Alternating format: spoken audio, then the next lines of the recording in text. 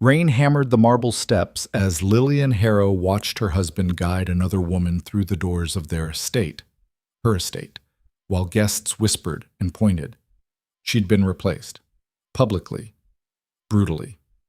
Within hours, the invitation stopped coming. The friends vanished. Society had made its choice, and she wasn't it. But just when she thought she'd lost everything, a carriage arrived bearing the crest of the most dangerous man in the empire. Inside sat Dominic Ashford, the duke who made grown men nervous, with an offer that would either save her or destroy what little remained. Want to see how a ruined woman becomes the most powerful duchess in the realm? Stay until the end, hit that like button, and drop a comment telling me what city you're watching from. I want to see how far Lillian's story travels. Part 1. The Fall. The rain came down in sheets, turning the gravel drive into a river of mud and stone. Lillian stood at the window of what had been her drawing room. Was it still hers? She wondered bitterly, and watched the carriages roll up one after another. Watched the footmen in their crisp livery open doors for women in silk gowns that cost more than most people earned in a year. Watched those same women glide past her window without a glance, as if she'd already ceased to exist. 3 weeks ago, she would have been greeting them at the door. 3 weeks ago, she'd been Lady Harrow, wife of Edmund Harrow, a man everyone said was destined for greatness. 3 weeks ago, she'd believed in things like loyalty and promises made before witnesses. 3 weeks ago, she'd been stupid. "Ma'am?" The housekeeper's voice came from behind her, soft and careful. Too careful. That was new too. "The master requests that you remain in your chambers during the gathering." Lillian didn't turn around. "Does he?" He said it would be more comfortable for everyone. Everyone what?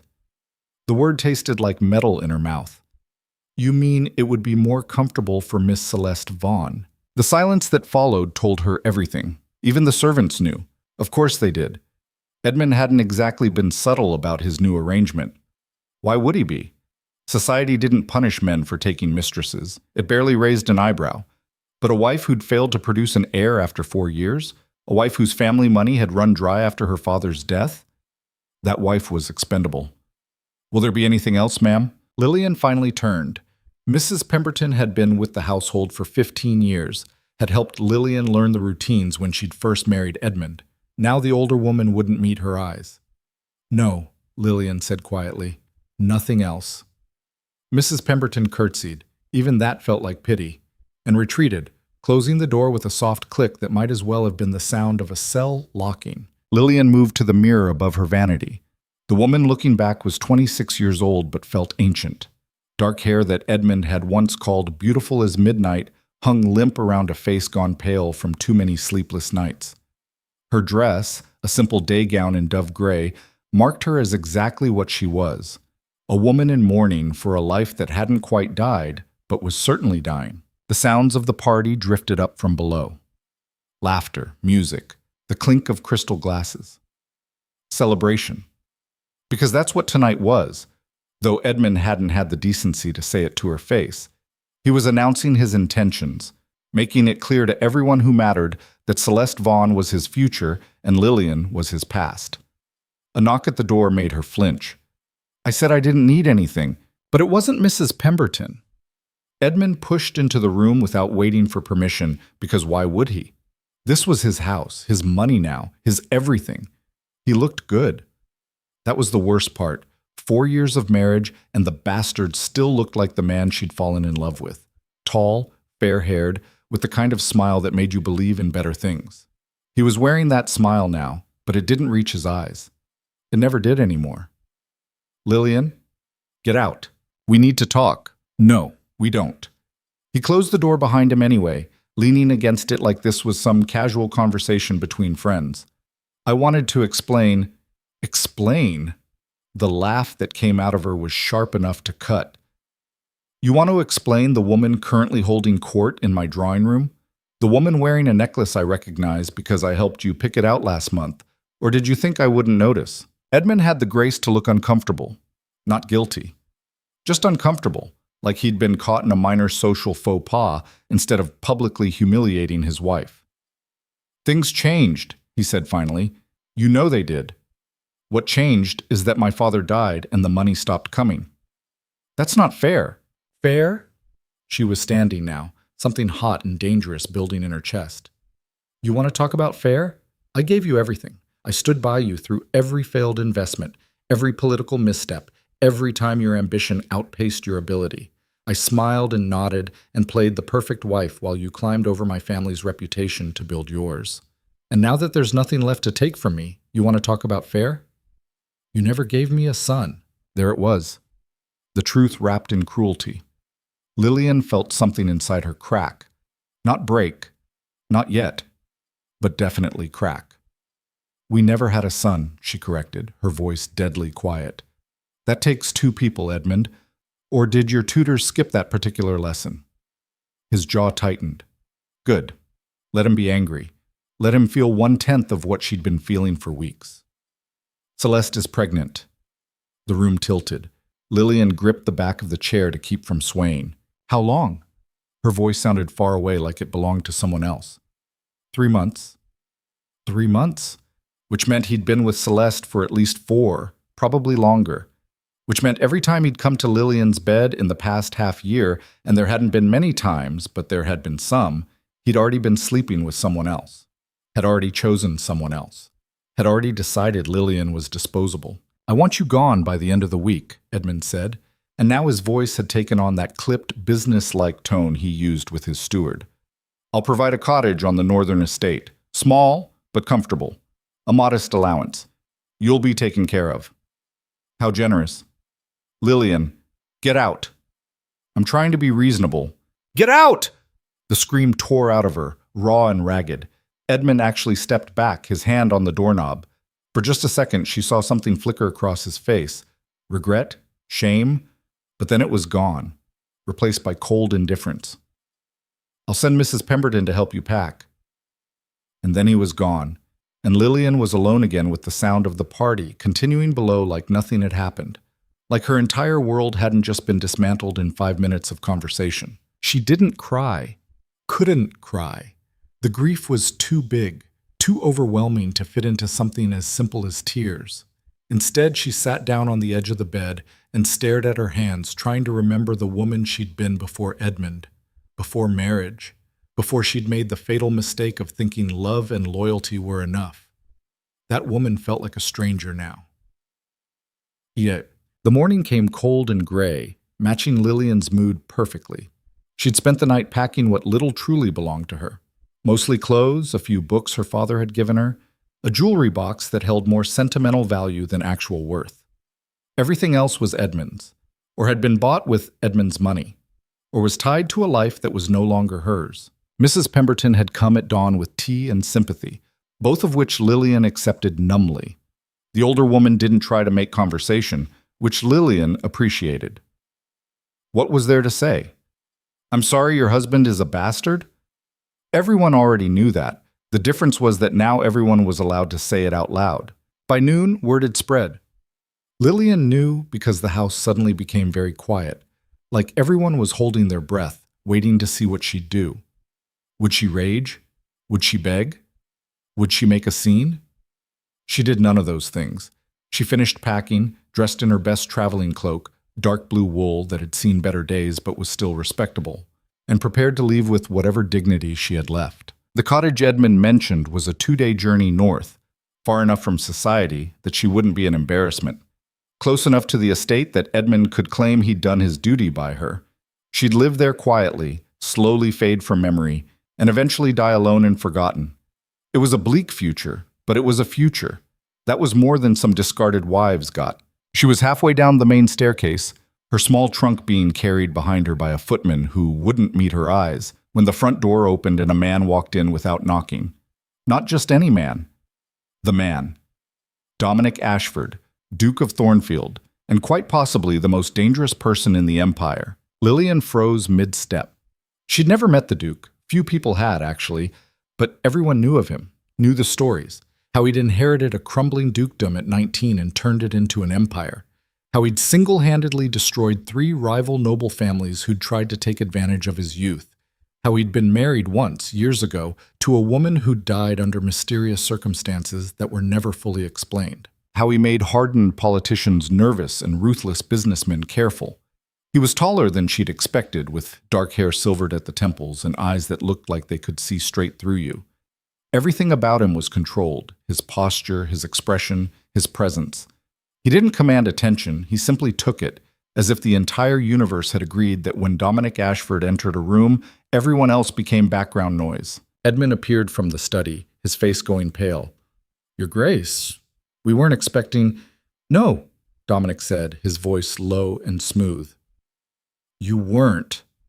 His gaze swept past Edmund like he was a piece of furniture and landed on Lillian. "Lady Harrow." It wasn't a question. Lillian descended the last few steps slowly, very aware that she looked like exactly what she was, a woman being thrown out of her home. "Your Grace." She curtsied because what else was she supposed to do? "I need to speak with you," Dominic said. "Privately." Edmund actually sputtered. "Now see here." Dominic turned his head slightly, and whatever Edmund saw in his expression made him shut up immediately. "I believe you have a party to plan, Lord Harrow. Something about an upcoming announcement." The way he said it made it clear he knew exactly what Edmund was planning. Made it clear he thought Edmund was something he'd scraped off his boot. Edmund's face went red, but he didn't argue. Couldn't argue. You didn't tell Dominic Ashford what to do in any circumstances, but especially not in the house of a minor lord who was barely clinging to respectability. "The library is available," Edmund managed stiffly. "Lady Harrow will show me." It wasn't a request. Lillian found herself nodding, moving toward the library on autopilot. Behind her, she could feel Edmund's rage and confusion, but mostly she felt her own. What did the Duke of Thornfield want with her? They'd never met. She had nothing he could possibly need, unless this was Edmund's doing somehow. Some new humiliation he'd arranged. She opened the library door and stepped inside, the Duke following and closing the door firmly behind them. The click of the lock sliding home made her pulse jump. "I'm not going to hurt you," he said, reading her fear accurately, "but I would prefer our conversation remain private." Lillian moved to the center of the room, putting the large oak desk between them. It was a false security, but she'd take what she could get. "What do you want?" Dominic studied her for a long moment, and she had the uncomfortable sensation of being assessed, catalogued, and judged all at once. Whatever he saw must have satisfied him, because something in his expression shifted, not softened exactly, but changed. "I want to offer you a proposition," he said. "Though, given your current circumstances, you may consider it more of a lifeline. I don't need—" "Yes, you do." He said it matter-of-factly, without cruelty but without softness either. "Your husband is about to announce his intentions to marry Celeste Vaughn as soon as your marriage can be dissolved. The process will be ugly, expensive, and public. He'll drag your name through every scandal sheet in the empire to justify his actions.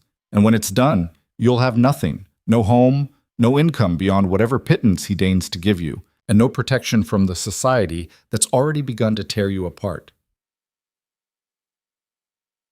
Each word landed like a stone in her stomach, because each word was true.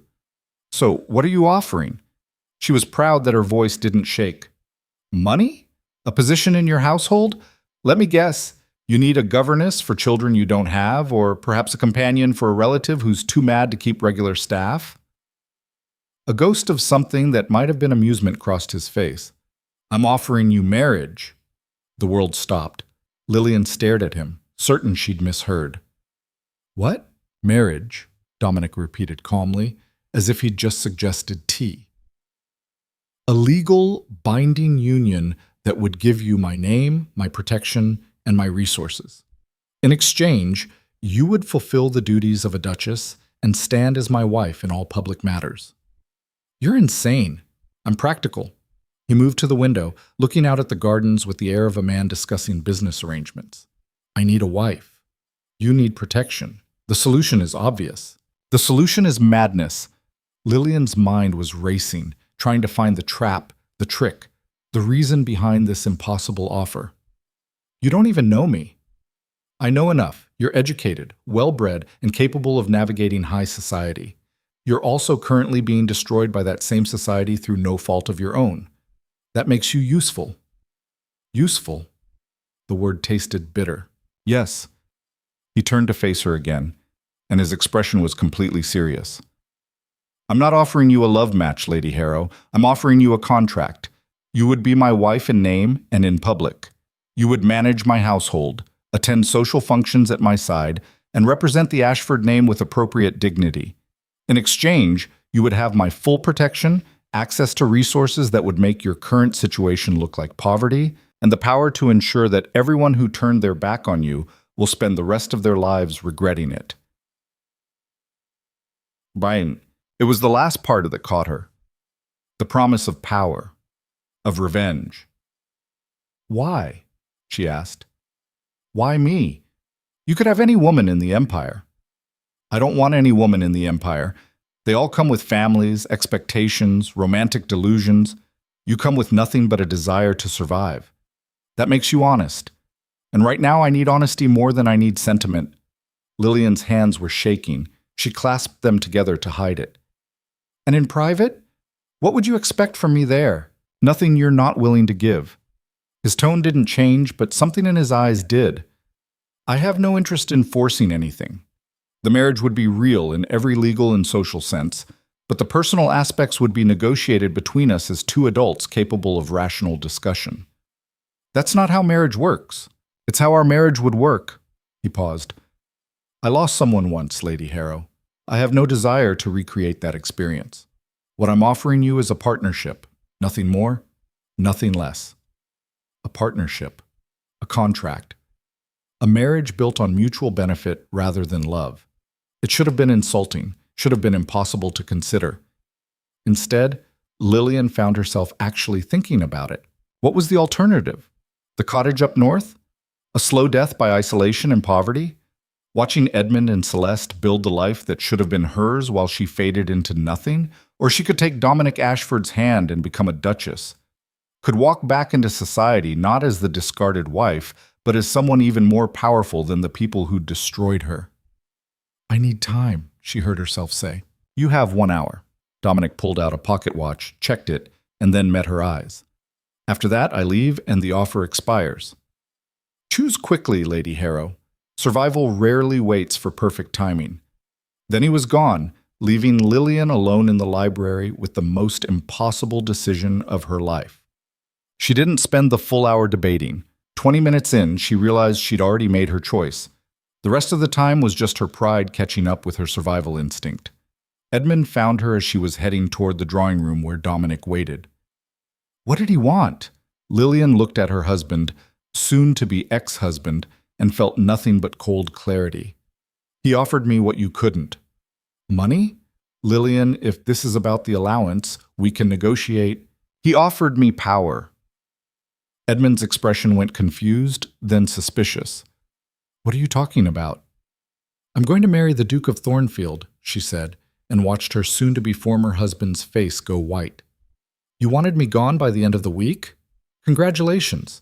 I'll be gone by the end of the day, and I'll be a duchess while Celeste is still trying to figure out which fork to use. You can't. We're still married. That can be resolved quickly enough when both parties are motivated. She smiled, and it felt like broken glass in her mouth. I believe you were planning to pursue dissolution anyway. This just makes it neater for everyone. The Duke of Thornfield, Edmund said slowly, like he was only just processing it. You're going to marry him? Is there a problem? He's dangerous, Lillian. Everyone knows the stories. Good. She brushed past him. I could use dangerous right about now. Dominic was standing by the fireplace when she entered, looking like he'd expected her answer before she'd even made it. Maybe he had. Maybe men like him always knew how things would end before they began. Your Grace, she said formally, I accept your proposal. Something flickered in his eyes. Satisfaction? Approval? But his voice remained even. Then we should move quickly. I'll have my solicitors begin the dissolution proceedings immediately. We can be married within the month if we push the right people. Within the month? Even knowing Edmund wanted this too, the speed was dizzying. Is that a problem? No. Lillian straightened her shoulders. No, it's not a problem. Good. Dominic moved toward the door, then paused. Pack whatever you want to keep. My staff will collect it tomorrow. Tonight, you'll stay at the townhouse in Marlborough Square. Alone, he added, reading her expression. I have business elsewhere, but you'll be safe there, and it sends the right message. What message is that? That you're under my protection now, and anyone who touches you answers to me. He said it so calmly, like he was discussing the weather, but Lillian heard the iron underneath and knew he meant every word. Thank you, she said quietly. Dominic nodded once, sharp and final. Then he was gone, leaving Lillian standing in the drawing room of a house that was no longer her home, about to enter a life she couldn't even imagine. Behind her she heard Edmund cursing, heard him calling for his steward, for his solicitor, for anyone who could explain how this had happened. Lillian smiled. Let him panic, let him rage, let him finally understand what it felt like to have control ripped away without warning. She was done being the discarded wife. It was time to become a duchess. The townhouse in Marlborough Square was nothing like Lillian had expected. She'd braced herself for cold marble and austere furniture, the kind of place a man like Dominic Ashford would keep as a convenient address in the city. Instead, she found warmth. Dark wood panels, deep carpets, a library that took up an entire floor and smelled of leather and old paper. It was the home of someone who actually lived, not just existed. That unsettled her more than coldness would have. A housekeeper named Mrs. Blackwell showed her to a suite of rooms on the second floor, all decorated in shades of cream and gold that caught the afternoon light. There were fresh flowers on the writing desk, a wardrobe already stocked with dresses in her size, how had he known, ranging from day wear to evening gowns that probably cost more than Edmund's yearly income. His Grace thought you might need a few things while your belongings are transferred, Mrs. Blackwell explained, her tone carefully neutral. If anything doesn't suit, we can have the modiste come tomorrow. Lillian ran her hand over a gown of deep emerald silk. It was beautiful. It was also a cage, and she knew it. This is fine, she said quietly. Thank you. Mrs. Blackwell curtsied and left, and Lillian was alone again with her thoughts and the growing realization of what she'd actually agreed to. She'd traded one form of imprisonment for another. Edmund's cage had been lined with false promises and cruelty. Dominic's was lined with silk and power. But they were both cages. The question was whether she could turn this one into a weapon. Dominic didn't return that night, or the next. Lillian spent 2 days rattling around the townhouse like a ghost, trying to figure out what she was supposed to do with herself. The staff treated her with polite deference, but kept their distance. No one seemed sure what to call her. Lady Harrow was technically still accurate, but it felt wrong. Duchess was premature. She existed in some strange limbo between identities. On the third morning, a sharp knock at her door brought a young woman with shrewd eyes and ink-stained fingers. Lady Harrow? I'm Miss Catherine Moore. His Grace hired me to assist you. Lillian looked up from the book she'd been pretending to read. Assist me with what? Everything. Catherine set down a leather case and started pulling out papers. The dissolution proceedings, your new wardrobe, etiquette coaching. I don't need etiquette coaching. I was married to a lord for 4 years. You were married to a minor lord who was barely clinging to respectability, Catherine corrected without malice. His Grace is a duke. Different world, different rules. And right now, every eye in society is going to be watching you, waiting for you to fail. She met Lillian's gaze steadily. I'm here to make sure that doesn't happen. Lillian should have been insulted. Instead, she found herself intrigued. You're very direct. His Grace doesn't pay me to be diplomatic. He pays me to be effective. Catherine pulled out a chair and sat without waiting for permission. So let's start with the basics. What do you know about the Duke of Thornfield? What everyone knows. He's powerful, dangerous. His wife died. His wife Anna died, Catherine corrected, 7 years ago. Childbirth. The baby didn't survive either. Her expression softened slightly. He loved her, genuinely. The kind of love that breaks you when it ends. He's never looked at another woman since. Until now. He's not looking at me, Lillian said flatly. This is a business arrangement. Is it? Catherine tilted her head. Then why did he spend 3 weeks investigating your situation before making his offer? Why did he personally select every dress in your wardrobe? Why did he fire 2 solicitors who weren't moving fast enough on your dissolution? Lillian's stomach tightened. He told you all this? He didn't have to. I've worked for him for 5 years. I know how he operates. When Dominic Ashford wants something, he doesn't do anything halfway. Catherine leaned forward. The question is, what do you want? What did she want? The question felt too big, too complicated. I want to survive, Lillian said finally. That's a start, but survival isn't enough. Not for what's coming. Catherine pulled out a newspaper and slid it across the table. This hit the scandal sheets this morning. Lillian looked down at the headline and felt her blood go cold. Fallen lady finds new protector. The Duke's mysterious proposal. The article was vicious. It didn't outright call her a whore, but the implication was there in every carefully chosen word. It suggested she'd been having an affair with Dominic while still married, that Edmund had discovered it and cast her out, that the Duke was now honorably taking responsibility for his mistress. That's a lie, Lillian whispered. All of it. Of course it is. But truth doesn't matter in society, only perception. Catherine's voice was matter-of-fact. Edmund's people planted this story. They're trying to control the narrative before you can. How do you know it was Edmund? Because I know who writes for this particular rag, and I know who paid him. Catherine pulled out another paper. But we're going to counter it, tonight. Tonight? The Ashford Ball. It's been planned for months, an annual event that everyone who matters attends. You're going to walk in on the Duke's arm and show them exactly who you are now. Panic clawed at Lillian's throat. I can't. I'm not ready. You'll never be ready. That's not how this works. Catherine stood, gathering her papers. But you'll manage anyway, because the alternative is letting Edmund win. And something tells me you'd rather die than give him that satisfaction. She was right. Lillian hated that she was right. What do I have to do? Catherine smiled, sharp and pleased. First, we're going to make you look like a woman who could bring kingdoms to their knees. The ballroom at Ashford House was designed to intimidate. Soaring ceilings, crystal chandeliers that threw light like diamonds. A staircase that curved down into the main hall, forcing every arrival to descend under the scrutiny of hundreds of eyes. Lillian stood at the top of those stairs in a gown of midnight blue that Catherine had somehow produced in less than 6 hours. It fit like it had been made for her body specifically, which it had, Catherine explained, because Dominic kept measurements for emergencies. That information should have been creepy. Instead, it just felt efficient. Below, the cream of society mingled and pretended not to watch the entrance. But Lillian could feel their attention like a physical thing. Waiting, judging. Ready? Dominic appeared at her elbow, looking devastating in formal black. He'd been polite but distant during the brief meeting Catherine had arranged earlier. Now his hand settled on her lower back, warm through the silk, and something in his expression shifted. You look like a duchess, he said quietly. I feel like an imposter. Good. That means you're paying attention. His mouth curved slightly. Everyone down there is an imposter in one way or another. You're just more honest about it. That's not comforting.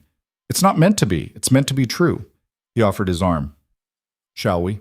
They descended together, and Lillian felt the moment the room registered their entrance, felt the ripple of shock move through the crowd like a wave. She kept her chin up, her expression serene, even as her heart hammered against her ribs. At the bottom of the stairs, a woman detached herself from a nearby group, late 40s, elegant, with eyes like flint. Dominic, she said warmly, then turned that assessing gaze on Lillian. And you must be the famous Lady Harrow. Lady Ashford, Dominic said, his tone cooling several degrees. May I present Lillian Harrow? Lillian, my aunt, Lady Margaret Ashford. Aunt, right, Lillian curtsied. A pleasure. I'm sure. Margaret's smile didn't reach her eyes. I must say, Dominic, this is all very sudden. We'd heard rumors, of course, but to see it confirmed, you'll see more than rumors when we're married, Dominic said flatly, which will be within the month. I trust that's enough notice for the family to adjust their expectations. Margaret's smile went tight. Of course, though I do wonder what dear Anna would think. Don't. The single word cut like a blade. Dominic's expression didn't change, but something in his voice made Margaret step back. Anna has nothing to do with this. And if you value your position in this family, you'll remember that. For a moment, Margaret looked like she might argue. Then she glanced at Lillian, smiled coldly, and melted back into the crowd. Your family is warm, Lillian murmured. My family is political. Dominic guided her toward the dance floor. They'll fall in line once they understand the situation. Until then, ignore them. And what is the situation exactly? He pulled her into position for the waltz just beginning. The situation is that you're about to become the most powerful woman in this room, and half of them are trying to figure out how to use you while the other half plots your downfall. Your job is to smile and make them all wonder which half they should be in. His hand settled at her waist as they began to move, and Lillian was acutely aware of how close they were, how easily he led, how the entire room was watching them. I don't know how to do this, she admitted quietly. Yes, you do. You survived 4 years with Edmund Harrow. That required more political skill than most people manage in a lifetime. His eyes met hers, dark and unreadable. The only difference now is that you have actual power backing you up. Use it. The waltz carried them through the crowd, and Lillian tried to do what he said. Tried to smile at the women who'd cut her 3 weeks ago. Tried to project confidence she didn't feel, but it was hard when she could hear the whispers, see the speculation in every glance. Then she saw him.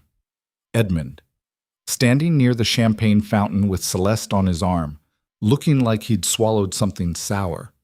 Their eyes met across the ballroom, and Lillian felt everything inside her go cold and sharp. The next dance, she said suddenly. I want to dance with Edmund. Dominic missed a step. Barely, but enough that she noticed. That's a terrible idea. Probably. Do I have your permission? You don't need my permission for anything, but I strongly advise. I know what you advise. I'm doing it anyway. She looked up at him. You said I have power now. Let me use it. Something flickered in Dominic's expression. Approval, concern, but he nodded. One dance, then we leave. Together. Agreed. The waltz ended. Dominic escorted her to the edge of the floor, and Lillian moved through the crowd with her head high. People parted for her now. Whether from respect or fear or simple curiosity, she didn't know and didn't care. Edmund saw her coming. She watched him consider fleeing, consider making a scene, consider pretending he didn't see her. In the end, social convention won out. When she stopped in front of him, he had no choice but to acknowledge her. Lady Harrow. His voice was stiff. Lord Harrow? She smiled sweetly. I believe the next dance is a quadrille. Would you do me the honor? Celeste's hand tightened on Edmund's arm. She was pretty, Lillian noted distantly. Young, probably thought she was in love. Poor girl had no idea what she'd signed up for. I don't think, Edmund started. Of course he'd be delighted, Celeste interrupted, her voice bright and sharp. Wouldn't you, darling? It was a trap, and Edmund knew it. But refusing would cause more gossip than accepting. He offered his arm with visible reluctance.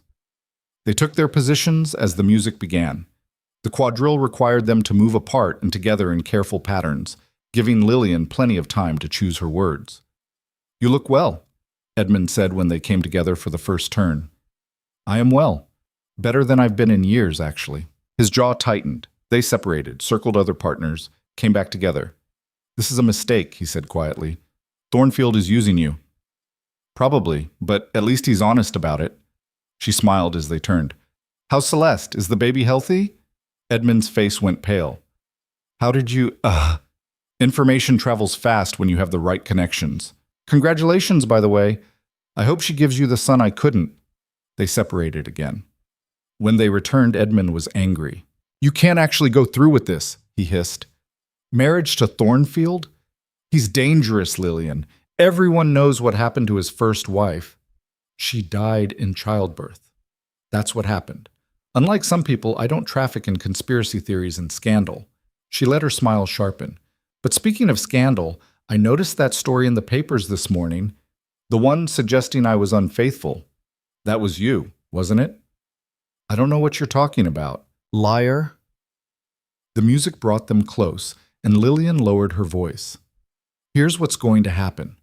You're going to stop spreading lies about me. You're going to finalize the dissolution quickly and quietly.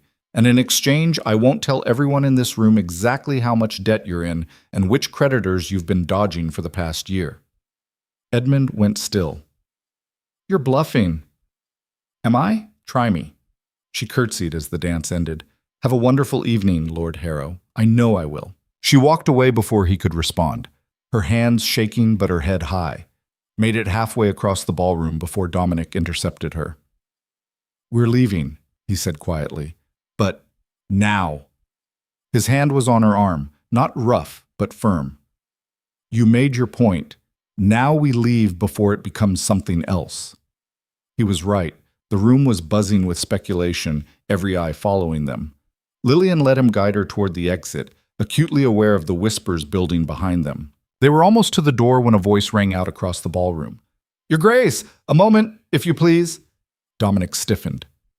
Lillian turned to see an older man approaching, silver-haired, expensive clothes, with the kind of smile that didn't reach his eyes. Lord Pemberton, Dominic said coolly. This isn't the time. Oh, I think it is. Pemberton's gaze slid to Lillian, calculating. I wanted to personally congratulate you on your upcoming nuptials, though I must confess, I'm surprised. After your tragic loss, we all assumed you'd remain unmarried. Out of respect, you understand. It was a direct attack wrapped in polite words. Lillian felt Dominic's hand tighten on her arm. My personal decisions are none of your concern, Dominic said, his voice going deadly quiet. Of course, of course. I simply meant that Lady Harrow has such substantial shoes to fill. Your dear Anna was so beloved, so perfect. It must be difficult for any woman to follow that legacy. Pemberton smiled wider, particularly one with such a complicated recent history. The room had gone silent. Everyone was listening now, waiting to see how this would play out.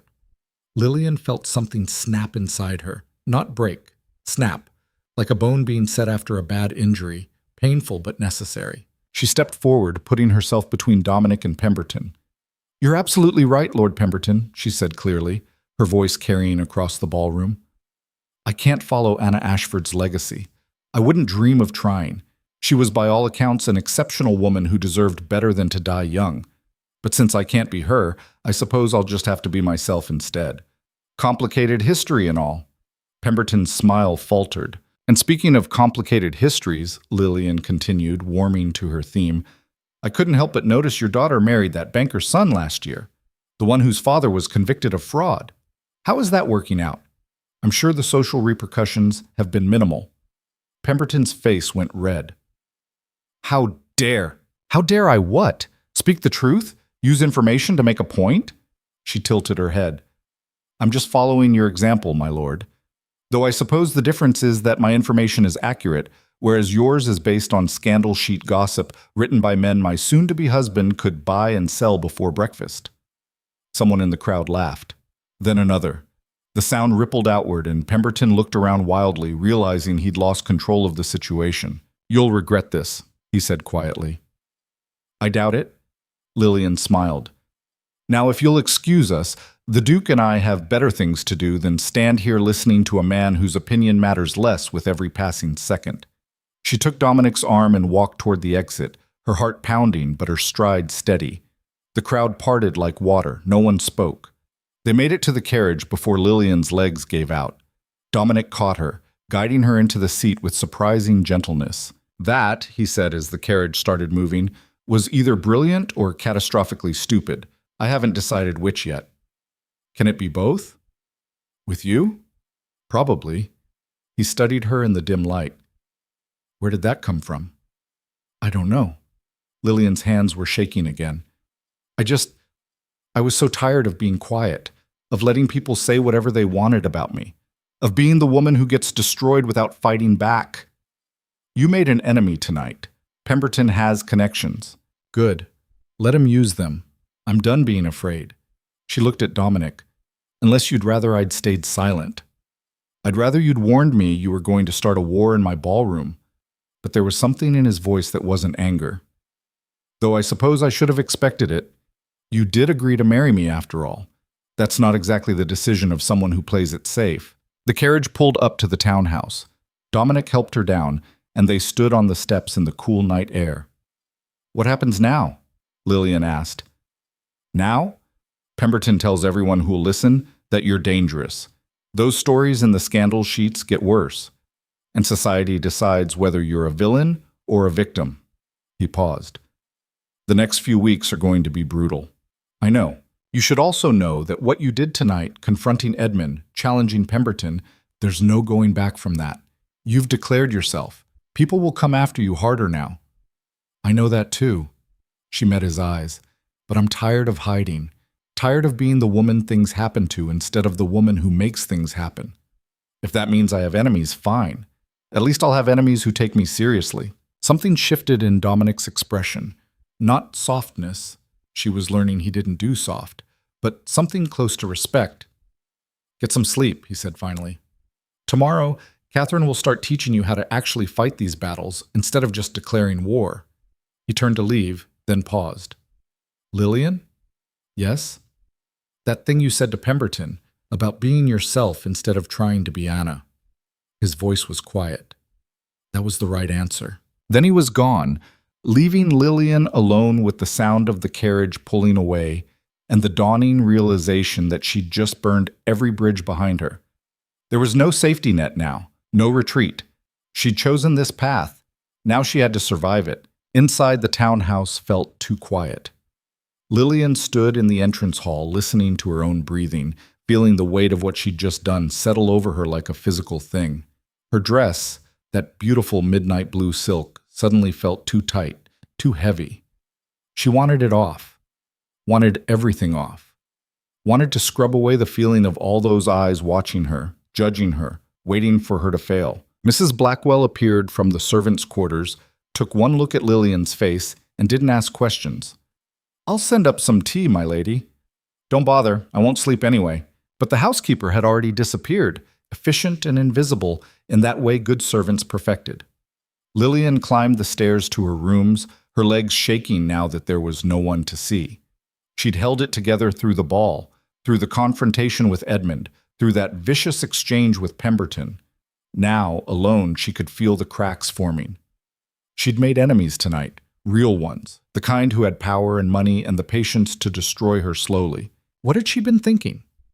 The tea arrived anyway, brought by a young maid who set it down and fled like Lillian might bite. Maybe she would. Maybe that's what duchesses did, bit anyone who got too close. She was still sitting there, staring at the cooling tea, when Catherine arrived an hour later without knocking. You should be asleep, the younger woman said, settling into the chair across from her. You should be home. I live 3 streets over. Besides, I wanted to see how you were handling your first social assassination attempt. Catherine poured herself tea without asking. Pemberton's already started circulating stories. By morning, half of society will think you're a conniving social climber who seduced the Duke while still married. The other half will think you're a tragic victim he's trying to rescue. Neither version is flattering. So I made everything worse. No, you made it different. Catherine studied her over the rim of her cup. Before tonight, you were a story that happened to someone. Now you're a story that's happening, that gives you agency. Agency is power. Agency is also a target. True. But you are always going to be a target. This way, at least you get to choose how you're aimed. She set down her cup. The dissolution papers came through this afternoon. Edmund signed without contest. You'll be legally free in 2 weeks. 2 weeks. It should have felt liberating. Instead, it just felt fast, like she was racing towards something she couldn't see clearly. What about the wedding? 3 days after the dissolution finalizes. Small ceremony, immediate family only, which in Dominic's case means about 40 people, all of whom will be watching you like hawks. Catherine pulled out a leather notebook. Which brings me to why I'm actually here. We need to talk about the Ashford family. Dominic said they'd fall in line. Dominic believes that because he's never had anyone successfully oppose him. But his Aunt Margaret has been running the family's social calendar for 7 years, and she's not going to give up that power without a fight. Catherine flipped through pages covered in cramped handwriting. Then there's his cousin Richard, who expected to inherit if Dominic died childless. Your marriage threatens that. His sister Victoria lives in Bath and hasn't spoken to him since Anna died. She blamed him for not getting better doctors. And then there's... Stop. Lillian held up a hand. You're telling me I'm marrying into a family that hates me before they've even met me. I'm telling you that you're marrying into a family that hates change. You represent change. Massive, undeniable change. Catherine's expression softened slightly. But you're not doing this alone. Dominic might be distant, but he protects what's his. And whether he's admitted it to himself or not, you're his now. The words should have been comforting. Instead, they just made Lillian feel more like a possession than a person.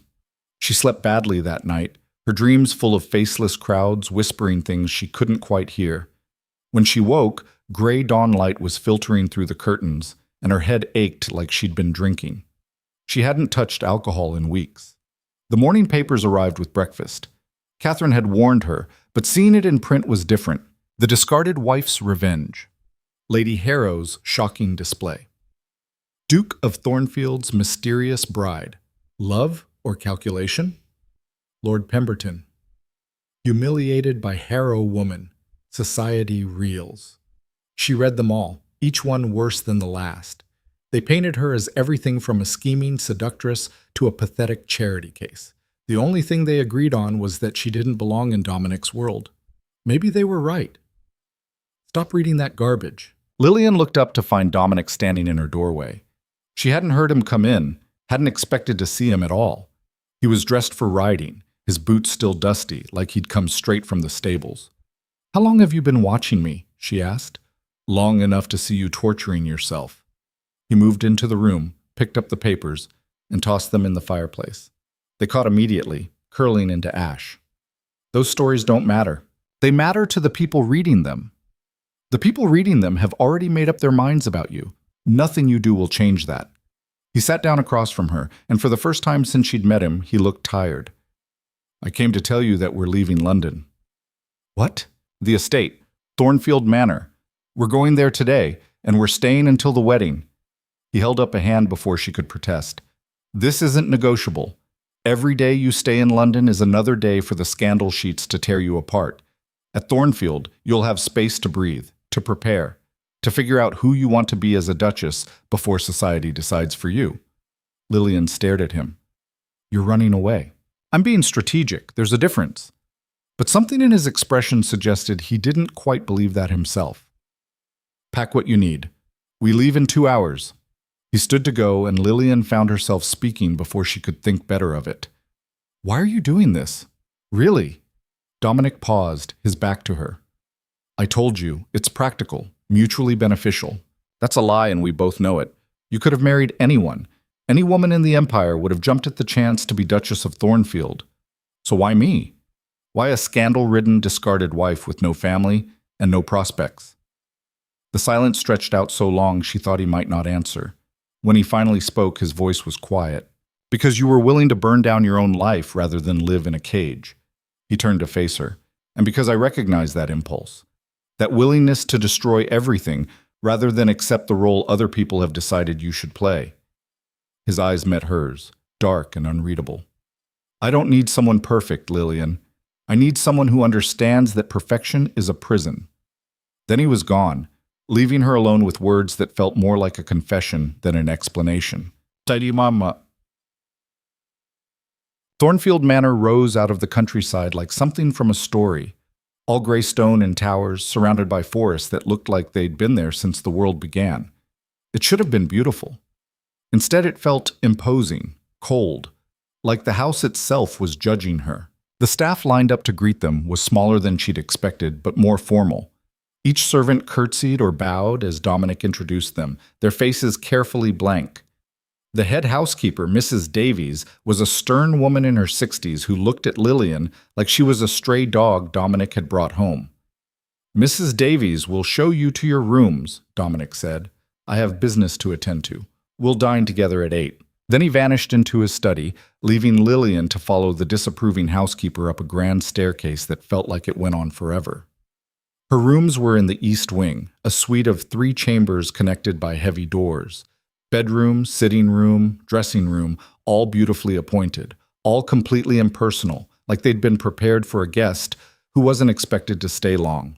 "The Duchess's rooms are in the west wing," Mrs. Davies said, her tone making it clear this was a demotion. "His Grace thought you'd be more comfortable here until after the wedding." Translation: "You don't belong in Anna's rooms, not yet, maybe not ever." "This is fine," Lillian said, refusing to show hurt. "Thank you." Mrs. Davies left without another word, and Lillian was alone again in a house that felt like it was full of ghosts. She unpacked mechanically, hanging dresses she'd never chosen in a wardrobe that smelled of lavender and old wood. Through the window she could see the grounds stretching out, gardens gone slightly wild, a lake that reflected the gray sky, forests beyond that looked dark even in daylight. This was going to be her home, this cold, beautiful, haunted place. She was still staring out the window when a knock came at the door. Not the sharp, efficient knock of a servant, something softer. "Come in." A young woman entered, maybe 20, with Dominic's dark hair and his sharp eyes. She was pretty in an angular way, dressed for riding, and she looked at Lillian with open curiosity. "So you're the one who's got everyone talking." She didn't wait for an invitation before sitting down in Lillian's chair. "I'm Victoria, Dominic's sister, the one nobody told you about because we don't speak." Lillian blinked. "Catherine mentioned that I blame my brother for Anna's death? She's not wrong." Victoria's smile was sharp. "But I'm also curious about the woman who got him to do something besides brood and manage estates for the first time in 7 years. So here I am." "I didn't know you were coming." "I didn't know I was coming until this morning. Got a very terse letter from my dear brother saying he was getting married and I should probably attend unless I wanted to confirm everyone's suspicions that our family is broken beyond repair." She tilted her head. "What do you think? Is he using you or are you using him?" The directness was startling. "I don't—" "It's a fair question. Everyone else is asking it. I'm just honest enough to say it to your face." Victoria stood, moving to the window. "You know what I think? I think you're both using each other, and that's probably the healthiest relationship Dominic's had since Anna died. At least it's honest." "You didn't come all the way from Bath to tell me that." "No, I came to warn you." Victoria's expression went serious. "Our Aunt Margaret is arriving tomorrow with Cousin Richard. They're going to do everything they can to make you feel unwelcome, to test whether you'll break under pressure. If you show weakness, they'll eat you alive. And Dominic won't help you, not because he doesn't care, but because he expects you to fight your own battles." "Why are you telling me this?" "Because I loved Anna, and I blame Dominic for not saving her. And I've spent 7 years watching my brother turn into something cold and controlled and half dead." Victoria met her eyes. "You're the first thing that's made him feel anything in years. Even if it's just irritation or obligation, it's something.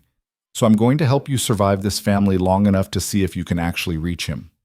She headed for the door, then paused. "One more thing. There's a portrait gallery on the 3rd floor. Anna's portrait is there. You should see it before someone uses it as a weapon against you." Then she was gone, leaving Lillian with a warning and a kindness she hadn't expected. She went to find the gallery immediately. The portrait was in the center of the room, larger than the others, impossible to miss. Anna Ashford had been beautiful, delicate features, kind eyes, the sort of woman who looked like she'd never had a harsh thought in her life.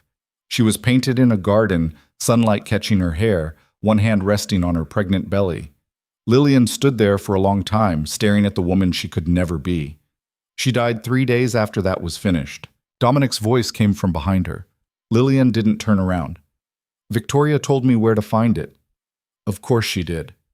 Victoria's way of helping is usually to throw you in the deep end and see if you swim.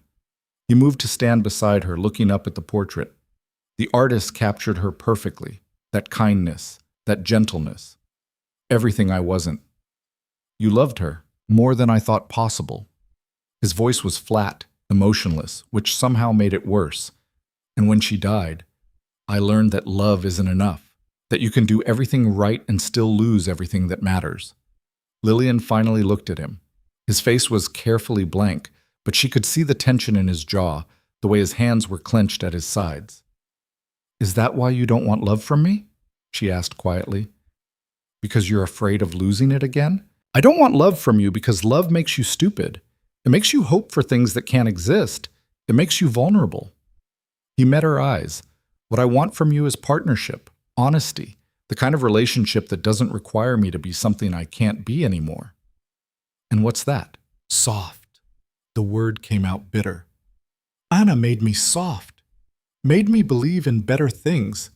When she died, that softness died with her. What's left is this: control, strategy, power. It's not pretty, but it's real. And it's all I have to offer." Lillian looked back at Anna's portrait. at that gentle face and kind eyes. "I can't be her," she said. "I don't want you to be. But everyone else does. Your family, society, they all want me to be a replacement for the perfect duchess who died too young." She turned to face him fully. "I'm not gentle. I'm not kind. I spent years trying to be those things for Edmund, and it nearly destroyed me. I can't do it again." "Then don't."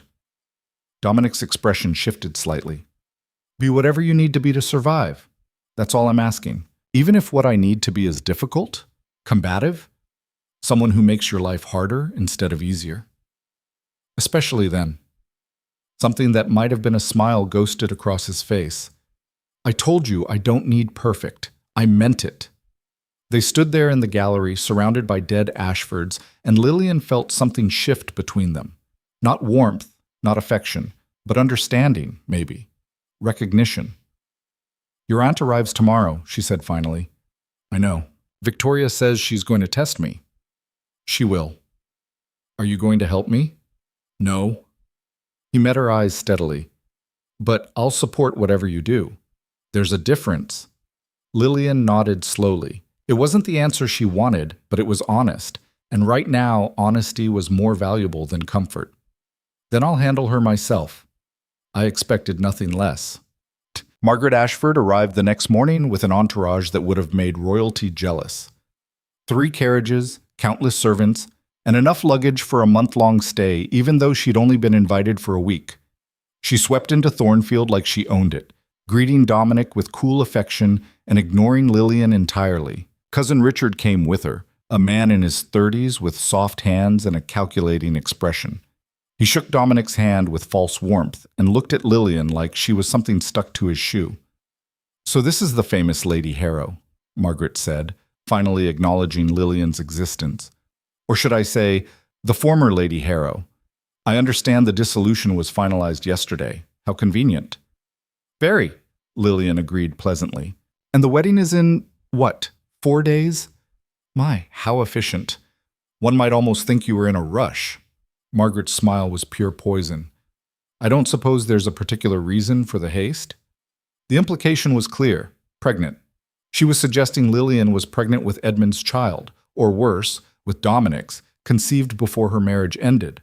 "The reason for the haste," Dominic said coldly, "is that I saw no point in waiting once I'd made my decision. Unless you have some objection to raise, Aunt Margaret?" "Of course not. Though I do wish you'd consulted the family before making such a significant choice. We could have helped you find someone more suitable. By suitable, you mean controllable." Victoria appeared on the stairs dressed impeccably, her smile sharp as glass. "Hello, Aunt Margaret. Still trying to run everyone's life, I see." "Victoria, what a surprise." Margaret's tone suggested it was not a pleasant one. "I didn't know you were speaking to your brother again." "I'm not. I'm here for the wedding, then I'm leaving." Victoria descended the stairs and linked her arm through Lillian's. "Come on, I'll show you the library before these vultures pick you apart." She dragged Lillian away before anyone could protest, leaving Dominic to deal with his aunt and cousin. "That was dangerous," Lillian said once they were out of earshot. "That was necessary. Margaret will try to isolate you, make you feel like you don't belong. She does it to everyone Dominic brings into this family." Victoria pulled her into the library, a massive room with floor-to-ceiling books. "The trick is not to let her see you sweat. She feeds on fear." "I'm not afraid of her." "Good. Then you'll survive the dinner party she's undoubtedly planning for tonight. She'll invite everyone she can think of who might make you uncomfortable, seat you somewhere strategic, and wait for you to fail." Victoria poured them both whiskey from a crystal decanter. "So don't fail." "That's your advice? Don't fail?" "My advice is to remember that you've already survived worse than anything Margaret can throw at you. Edmund humiliated you publicly, society turned on you, and you're still standing. What's one dinner party compared to that?" Victoria was right, but knowing that didn't make the knot in Lillian's stomach loosen. The dinner party started at 7. By 6:30, Lillian knew it was going to be a disaster. Margaret had invited 12 people, all chosen specifically to remind Lillian that she didn't belong. Lord Pemberton was there, looking smug. 2 elderly duchesses who'd been friends with Anna, a viscountess known for her vicious gossip, and Edmund. Edmund, sitting across from her with Celeste at his side, both of them dressed like they were attending a royal event. "I hope you don't mind," Margaret said sweetly as everyone took their seats. "Lord Harrow is an old family friend. It would have been rude not to invite him." Dominic's jaw tightened, but he said nothing. Lillian realized with cold clarity that this was her test. Margaret had engineered this entire evening to see if Lillian would break. If she'd cause a scene, if she'd prove herself unworthy of being a duchess. "Not at all," Lillian said calmly. "Lord Harrow and I are perfectly capable of sharing a table." Across from her, Edmund looked uncomfortable. "Good. Let him squirm." The meal began and Margaret launched her assault. Every comment was designed to wound. Every question had a barb hidden in it. "Tell me, Lady Harrow, what did you do before your marriage? I'm afraid I don't recall hearing about your family." "My father was a scholar, not particularly wealthy or connected, but respected in his field." "How quaint! And after his death, you must have struggled terribly without his income." "I managed." "Clearly." Margaret's smile was vicious. "Though I suppose it's fortunate that you found such generous protection now.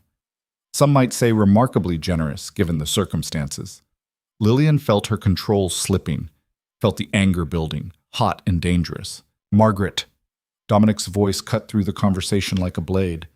"That's enough. I'm merely making conversation. You're being deliberately cruel and everyone at this table knows it." He set down his fork with deliberate care. "If you have something to say about my choice of bride, say it directly.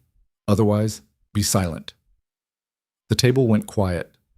Margaret's face flushed red, but she didn't back down. "Very well. I think you're making a mistake. I think this girl is using you, and I think you're too grief-stricken to see it clearly. Anna has been dead for 7 years, Dominic. It's time to move on, but not like this, not with someone so obviously beneath you." The words hung in the air like poison. Lillian stood up. Every eye at the table turned to her. "You're right about one thing," she said quietly. "Anna Ashford was an exceptional woman, beautiful, kind, beloved by everyone who knew her. I can't replace her. I wouldn't try. But let's be very clear about something, Lady Margaret. I'm not here to replace anyone. I'm here because your nephew chose me, and he chose me precisely because I'm not like Anna, because I'm difficult and complicated and willing to fight for what I want. If that makes me unsuitable in your eyes, I genuinely don't care." She turned to Dominic. "I've lost my appetite. I'm going to my rooms." Then she walked out, her head high, refusing to look back even as the whispers started behind her. She made it halfway up the stairs before Dominic caught her. "Wait. Let me go." "Not until you hear this." He spun her around, and his expression was fierce. "What you just did, walking away instead of engaging with her poison, that was exactly right. Margaret wanted you to fight, wanted you to look petty and common. You refused to play her game. I ran away. You made a strategic retreat. There's a difference." His hands were on her arms, his grip firm. "Stop apologizing for having a spine, Lillian. It's the only reason you're still standing." They were close enough that she could see the silver threading through his dark hair, the lines around his eyes that spoke of stress and sleepless nights. Close enough that when he leaned in slightly, her breath caught. "I need to know something," he said quietly. "This marriage, are you going to regret it?" "Probably." The honesty came easier now. "But I'd regret the alternative more." "Good." His expression shifted, something raw and almost vulnerable crossing his face before he locked it down again. "Because I'm going to hold you to this arrangement, Lillian. I'm not letting you run when things get difficult." "I'm not running, I'm surviving." "Then survive louder." He stepped back, releasing her. "Starting tomorrow morning, I want you at the estate meetings. I want you learning how Thornfield operates. You're going to be a duchess in 4 days. Act like it." He walked away before she could respond, leaving her alone on the stairs with her heart pounding and the strange, terrifying realization that she actually wanted this, wanted the challenge, wanted the fight, wanted him to see her as something more than a convenient arrangement. The next 3 days passed in a blur of preparation and tension. Margaret continued her campaign of small cruelties, but Lillian stopped reacting, started treating each barb like it was just noise. Victoria helped, providing commentary and occasional intervention when things got too vicious. Richard lurked in corners, watching everything with calculating eyes that made Lillian's skin crawl. And through it all, Dominic was there. Not warm, not comforting, but present. Solid. A wall at her back that she hadn't known she needed. The wedding was small and tense. Margaret looked like she was attending a funeral. Richard kept shooting Dominic glances that promised future problems. Victoria was the only one who smiled, and even that looked sharp enough to draw blood. Lillian wore a dress of ivory silk that felt like armor, said her vows in a clear voice that didn't shake, became a duchess in the same small chapel where Anna had been married 7 years earlier. If Dominic noticed the parallel, he didn't mention it. The wedding breakfast was brutal. Margaret made toast after toast, each one a thinly veiled insult. By the time dessert arrived, Lillian's jaw ached from keeping her expression pleasant. Then Edmund stood up. "I'd like to say something," he announced, and Lillian's stomach dropped. He shouldn't be here, shouldn't have been invited, but Margaret had made sure he came, had made sure Celeste came, all part of her campaign to prove that Lillian was unsuitable. "Lord Harrow," Dominic said coldly, "this isn't— I think everyone deserves to know the truth about Lady Harrow, or should I say the Duchess of Thornfield now?" Edmund's smile was cruel. About how she manipulated her way into this marriage, about how she's been spreading lies and destroying reputations to cover up her own failures, about how she failed to give me an heir and now she's— "That's enough." Lillian stood up and her voice cut through Edmund's speech like a whip. "You want to tell everyone the truth? Fine. Let's tell them the real truth. About how you spent years draining my father's fortune while I smiled and pretended everything was fine. About how you started sleeping with Celeste while I was nursing my father through his final illness. About how you're only here because you're terrified that I'll expose just how deeply in debt you are and how many creditors you've been dodging." Edmund's face went white. "You wouldn't dare! Try me!" Lillian moved around the table, and everyone shrank back like she might explode. "I've been quiet for too long. Been the good wife, the obedient woman, the one who accepted whatever scraps of dignity you deigned to leave me. But I'm done with that. I'm done with you. And if you ever try to come after me again, I will make sure everyone in society knows exactly what kind of man you are. The kind who abandons his wife the moment she's no longer useful. The kind who marries his pregnant mistress while the ink on his dissolution papers is still wet. The kind who is so weak and so scared that he lets his new wife's aunt use him as a weapon." She turned to Margaret. "And you. You've spent days trying to break me, trying to prove I don't belong here. You invited my former husband to my wedding breakfast just to hurt me. But here's what you don't understand. I've already been broken. Edmund broke me. Society broke me. And I rebuilt myself into something stronger, something you can't touch."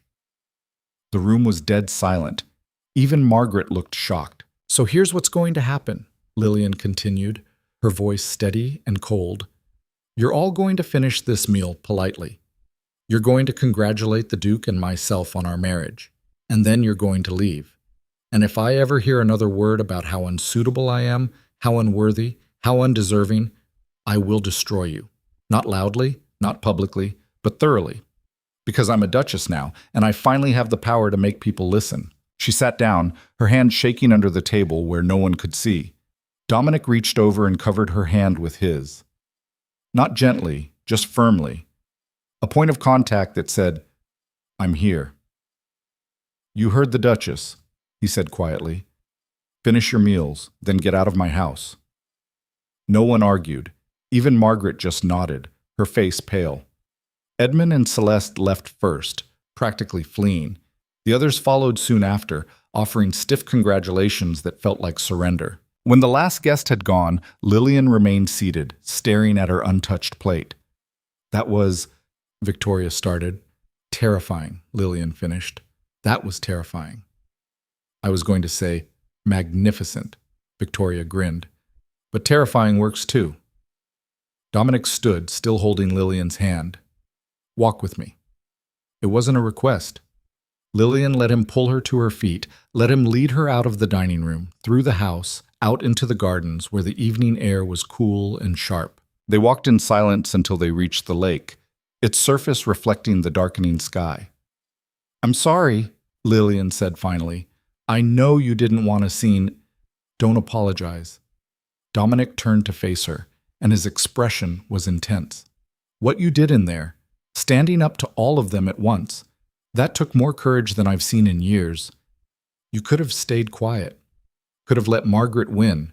Instead, you fought back. I had to. They were going to destroy me otherwise.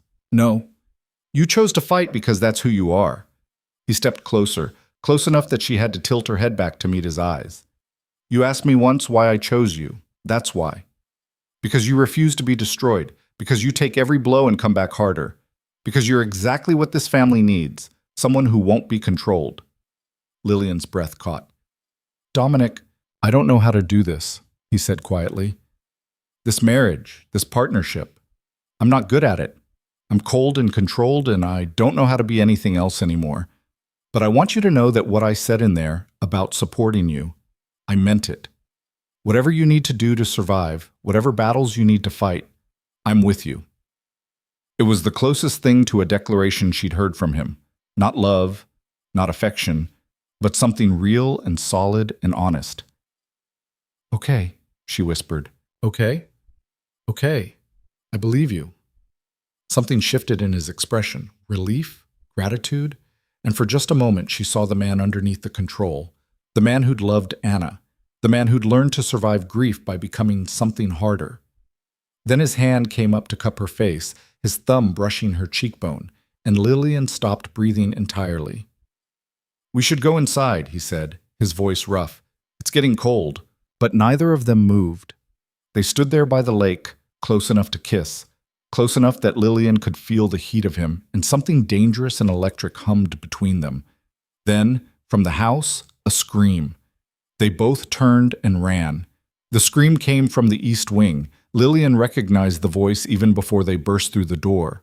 Victoria, her usual composure shattered into something raw and panicked. She was standing in the hallway outside Lillian's old rooms, her face white, pointing at something on the floor. A letter. Just a single sheet of paper, but Victoria was staring at it like it might explode. Dominic reached it first, snatched it up, and his entire body went rigid. What is it? Lillian demanded. He handed it to her without a word. The message was brief, written in elegant script that somehow made the threat worse. The discarded wife thinks she's won, but accidents happen to pretenders. Ask the First Duchess what happens to women who don't belong. There was no signature, no indication of who'd sent it. But the meaning was crystal clear. Someone was threatening her, and they were using Anna's death to do it. That's insane, Victoria breathed. Anna died in childbirth. There was no... I know how she died. Dominic's voice was flat, controlled, but Lillian could see the fury underneath. Someone's trying to frighten Lillian, using my wife's memory to do it. It's working, Lillian admitted. Her hands were shaking. Who would? Edmund. Victoria's voice was certain. He was here today. He could have planted it. Or Margaret, Lillian said quietly. She had access to these rooms. She's been here all week. Or Richard, Dominic added, his jaw tight. He has the most to lose from this marriage. Too many suspects, too many people who wanted her gone. Dominic called for the head of his security, a grizzled man named Morrison who'd been with the family for decades. They searched the entire wing, interviewed every servant who'd been in the area, found nothing. Whoever had left the letter had been careful. It could be anyone, Morrison said grimly. Your guests have been wandering the house freely all week, without witnesses, without evidence. Then find evidence, Dominic snapped. I don't care what it takes. Someone threatened my wife. I want to know who. My wife. The words should have felt perfunctory. They were married now, legally bound. But the way he said it, with that edge of protection and possession, made something in Lillian's chest tighten. They spent the night in Dominic's study, neither willing to be alone. Victoria stayed too, curled up in a chair with a book she wasn't reading. Dawn came gray and cold, and they were no closer to answers. You should go back to London, Dominic said as pale light filtered through the windows.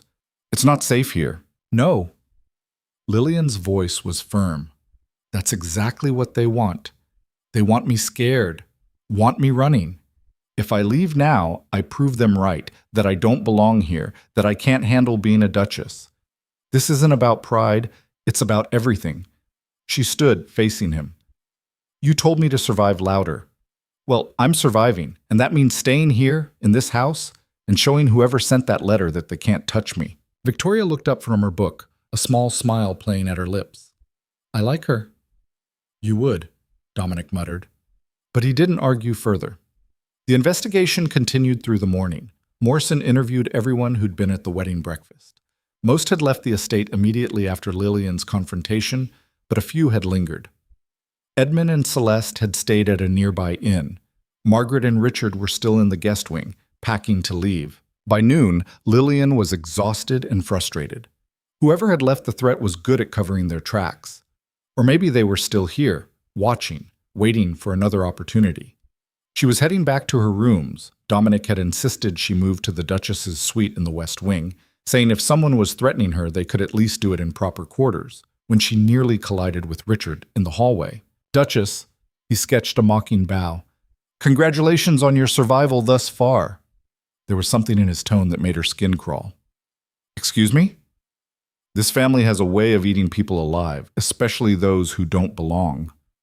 His smile didn't reach his eyes. Anna learned that. I imagine you will too, eventually. Is that a threat? It's an observation. He stepped closer, and Lillian forced herself not to back away. You think you've won something by marrying Dominic, but all you've done is paint a target on your back. There are people who need him to remain unmarried, people who have plans that don't include a new duchess mucking things up. People like you? Richard laughed, cold and sharp.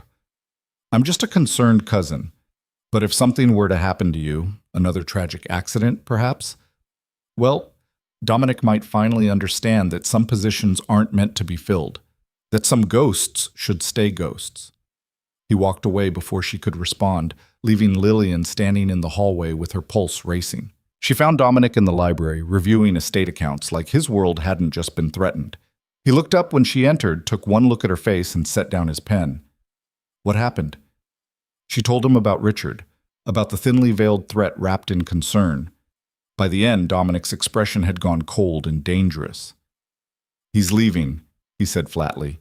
Today, along with Margaret. I want them off my property before nightfall. They'll know we suspect them. Good. Let them know. Let them understand that threatening you means answering to me. He stood, and there was something fierce in his expression. I've been too patient with them, too willing to let old family connections excuse bad behavior. That ends now. He stormed out of the library, and Lillian followed, found Margaret and Richard in the drawing room, taking tea like they owned the place. Pack your things, Dominic said without preamble. Both of you. You're leaving within the hour. Margaret set down her cup with deliberate calm. Don't be ridiculous. We're family. You're leeches. The word came out brutal.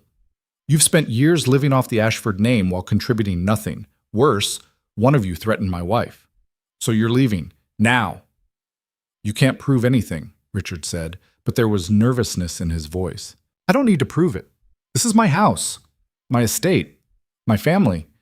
And I'm done tolerating people who think they can control me through manipulation and threats. Dominic's gaze swept between them. You have 1 hour. After that, I'll have Morrison escort you out bodily. Margaret stood, her face flushed with rage. You're making a mistake. That woman has turned you against your own blood. That woman is my wife, and she's shown more backbone in 2 weeks than you've shown in your entire life. Dominic's voice was deadly quiet. Get out of my house. They left. Lillian watched from the window as their carriages rolled away, Margaret's face a mask of fury, Richard's calculating even in defeat. They'll retaliate, she said quietly. Let them try. Dominic came to stand beside her. I'm tired of playing defense. It's time we went on the offensive. What do you mean? I mean we stop reacting to what society throws at us and start dictating the narrative ourselves. He turned to face her. You were right at the ball. Survival isn't enough. We need to show them that you're not just some woman I rescued. You're a force in your own right. How? A ghost of a smile crossed his face. The Ashford Foundation Charity Gala. It's in 3 weeks in London. Every important family in the empire attends.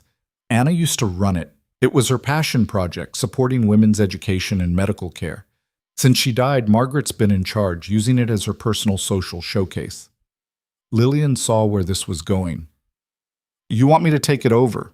I want you to transform it. Make it yours. Show society that you're not hiding, not apologizing, not playing by their rules. His expression was intense. Margaret will fight you. So will half of London society. But if you succeed, if you pull off an event that rivals anything Anna did, they'll have no choice but to accept you. It was brilliant and terrifying, a public test with no safety net. What if I fail? Then we fail together. He said it simply, like it was obvious. But I don't think you will. You've been fighting your whole life, Lillian. This is just another battle. Except this time, you have resources behind you. She thought about it, about the risk, about the opportunity, about the chance to step out of Anna's shadow and create something of her own. All right, she said finally. I'll do it. Good. Catherine's already in London. I'll send word that you're coming, that you're taking over the gala planning. He paused. This won't be easy. Nothing about my life has been easy. Lillian met his eyes. Why start now? They left for London 2 days later. Victoria came with them, claiming she wanted to watch the show. Lillian suspected she just wanted to help, in her own sharp-edged way. The Ashford townhouse felt different now, less like a refuge and more like a war room. Catherine had already assembled files on every person involved with the foundation, every donor, every committee member. She spread them across the dining table like a battle map. Margaret's been using the foundation as her personal fiefdom for 7 years, Catherine explained. She's embezzled funds, nothing provable, but enough that the accounts don't quite add up. She's also been excluding certain organizations from receiving grants because they don't align with her personal views. And she's made it clear to everyone involved that she speaks for the Ashford family. Not anymore, Lillian said. Who do I need to talk to first? Lady Beatrice Winters, she's the foundation's treasurer and has been friends with Margaret for decades. If you can win her over, the others will follow. If you can't, they'll unite against me. Lillian nodded. So I need to be better than good. I need to be undeniable. Catherine smiled.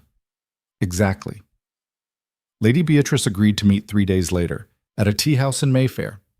She was a formidable woman in her 60s, dressed impeccably, with eyes that missed nothing. Duchess, she said as Lillian sat down. I'll be honest.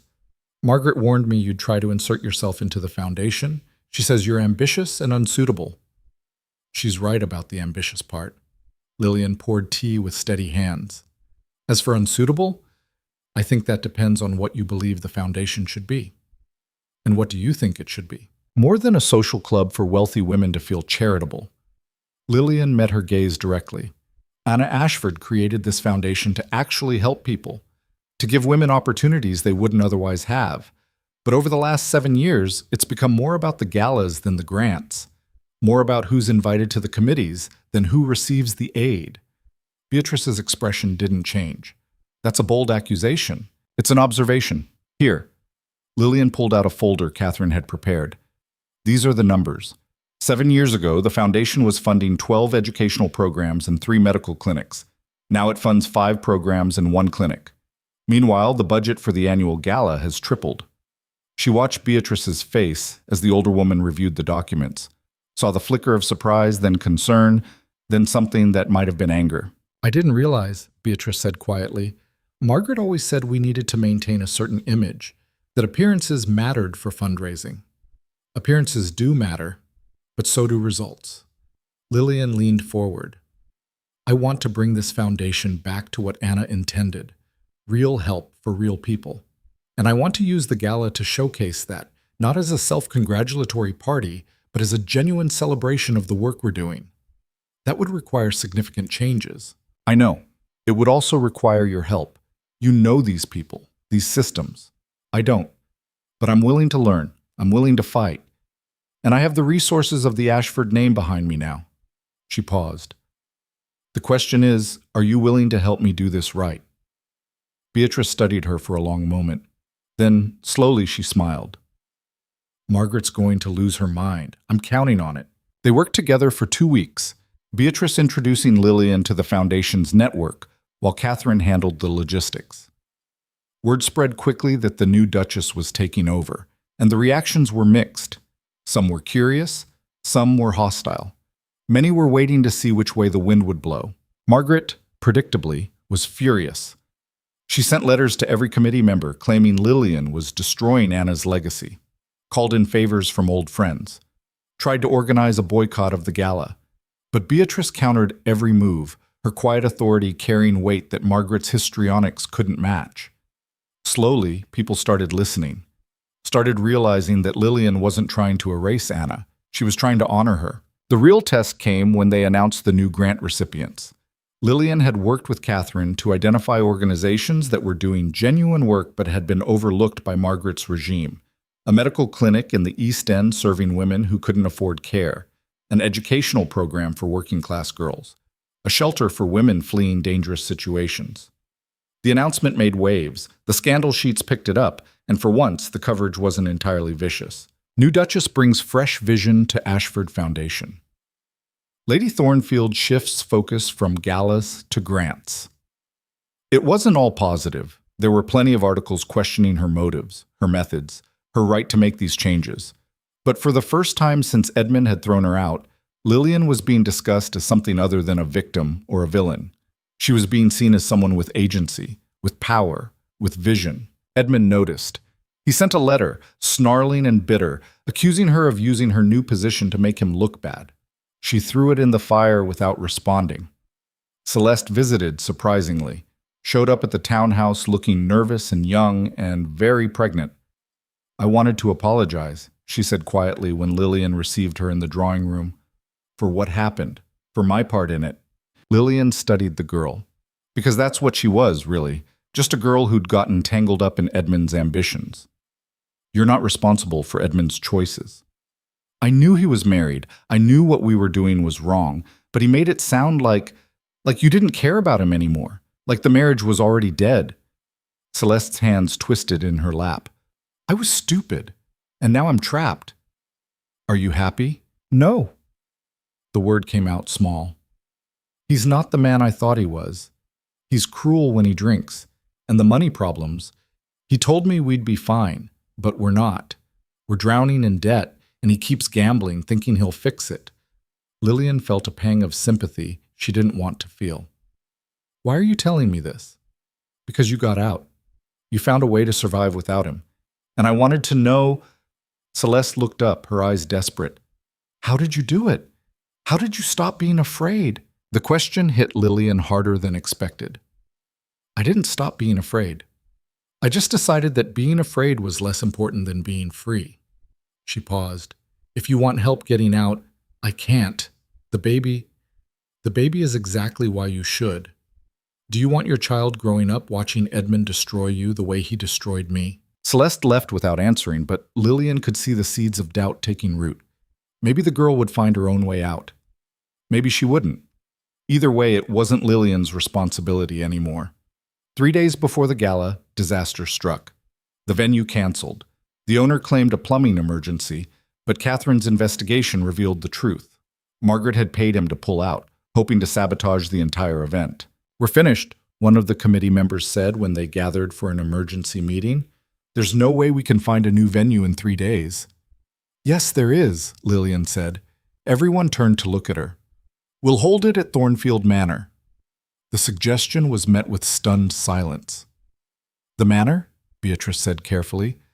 "Lillian, that's big enough to hold everyone, beautiful enough to impress them. And it sends a message that this foundation is part of the Ashford legacy, not separate from it." Lillian looked around the table. "Anna held events there. I checked the records. The manor is equipped to handle this. It's also 3 hours outside London," someone pointed out. "People won't want to travel. Then we make it worth the trip. We turn it into a weekend event. Invite them to stay, to see the grounds, to understand what the Ashford name really means." She could feel the idea taking shape as she spoke. "We make it about more than just a gala. We make it about community, about connection, about showing them that we're serious about this work." "Margaret will lose her mind," Beatrice said. Then she smiled. "I love it." The committee voted unanimously in favor. Lillian threw herself into the preparations with an intensity that surprised even her. The manor was transformed, every room cleaned and polished, guest quarters prepared, the ballroom decorated with an elegance that rivaled anything Anna had done. She worked alongside the staff, refusing to be the Duchess who gave orders from afar. If this was going to work, she needed to earn their respect, not just demand it. Dominic watched it all with something that might have been pride. He didn't interfere, didn't try to control her, just provided resources and support, and occasional reality checks when her plans got too ambitious. "You're going to exhaust yourself," he said the night before the gala, finding her still in the ballroom at 2 in the morning, adjusting flower arrangements. "I'm fine." "You're not. You haven't slept in 3 days. You barely eat." "Lillian." He took the flowers from her hands, set them down, and turned her to face him. "This event doesn't have to be perfect." "Yes, it does. If it fails, I fail. And I can't fail, not now, not when we're so close." "You're not going to fail." His hands were on her shoulders, steady and warm. "Do you know what I've watched you do in the last 3 weeks? You've rebuilt an entire foundation, won over people who were determined to hate you, created something genuinely good out of spite and ambition and sheer stubbornness. That's not failure. That's triumph." Lillian felt tears threatening and blinked them back. "I'm scared." "I know, but you're also ready." He pulled her closer, and for the first time since they'd married, she let herself lean into him, let herself accept comfort instead of fighting alone. "Get some sleep. Tomorrow, you're going to show them all exactly who you are, and they're going to have no choice but to see it." The gala began at 7. By 6:30, carriages were already arriving, guests emerging in evening wear and jewelry that could fund a small country. Lillian stood at the top of the grand staircase in a gown of deep burgundy that Catherine had insisted made her look like power incarnate, and watched society flow into her home. Her home. The thought still felt strange. Dominic appeared at her elbow, devastating in formal black. "Ready?" "No, but let's do it anyway." They descended together, and Lillian felt the weight of every eye on her, felt the judgment, the curiosity, the speculation. Heard the whispers start. Then Beatrice was there, greeting her warmly, introducing her to donors and committee members. Victoria materialized with sharp comments and sharper smiles, running interference when conversations got uncomfortable. Catherine worked the room like a general directing troops, making sure everything ran smoothly. And slowly, gradually, Lillian realized it was working. People were impressed by the venue, charmed by the weekend format, genuinely interested in the new grant programs she'd established. She fielded questions about her plans for the foundation, her vision for the future, and found that she actually had answers. Real ones. Not platitudes or deflections, but concrete ideas based on weeks of research and planning. The dinner was flawless. The speeches were moving, especially when one of the grant recipients spoke about how the foundation's support had changed her life. By the time dancing began, Lillian could feel the mood shifting. People were talking with her instead of about her. Then Margaret arrived. She swept in late, deliberately, dressed in black like she was attending a funeral. Heads turned. Conversations faltered. Everyone waited to see what would happen. Margaret walked straight to Lillian, her expression cold. "This is a mockery," she said loudly enough that nearby guests could hear. "Anna would be ashamed of what you've done to her legacy." The room went quiet. Lillian felt Dominic tense beside her, but she put a hand on his arm. This was her fight. "You're right," she said calmly. "If Anna were here, she probably wouldn't recognize what I've done. Because I've taken a foundation that was dying and made it live again. I've taken grant programs that existed on paper and made them real. I've taken a gala that was about appearances and made it about actual change." She stepped closer to Margaret. "You had 7 years to honor Anna's legacy. Instead, you used it to make yourself important. Well, I'm done letting you do that. This foundation belongs to the people it serves now, not to you. You have no right. I have every right. I'm the Duchess of Thornfield. This is my house, my foundation, my legacy to build." Lillian's voice was steady and clear. "And if you can't accept that, there's the door." Margaret's face went red, then white. She looked around, clearly expecting support, but the room remained silent. Even her closest allies were watching with uncertainty. "This isn't over," Margaret hissed. "Yes," Lillian said quietly. "It is." Margaret left, and the whispers that followed her were not kind. Dominic pulled Lillian onto the dance floor as the orchestra started a waltz. That was Reckless? I was going to say perfect. He guided her through the steps with easy confidence. You just publicly dismantled the most socially powerful woman in my family, in front of everyone who matters. I know, I might throw up later. He laughed, actually laughed, the sound startling and genuine. You're extraordinary. I'm terrified. That too. His hand tightened on her waist. But you did it, Lillian. You won. She looked up at him, at this man who'd offered her a lifeline when she was drowning, who'd given her the tools to rebuild herself. His expression was different now, softer somehow, more open. Like he was finally seeing her as something more than a convenient arrangement. We won, she corrected quietly. Something flickered in his eyes. Surprise? Pleasure? And for just a moment, Lillian let herself imagine what it might be like if this marriage became something more than a contract. If the man holding her now was someone she could actually trust, actually care for. The thought was terrifying and thrilling in equal measure. The rest of the evening passed in a blur of congratulations and conversation.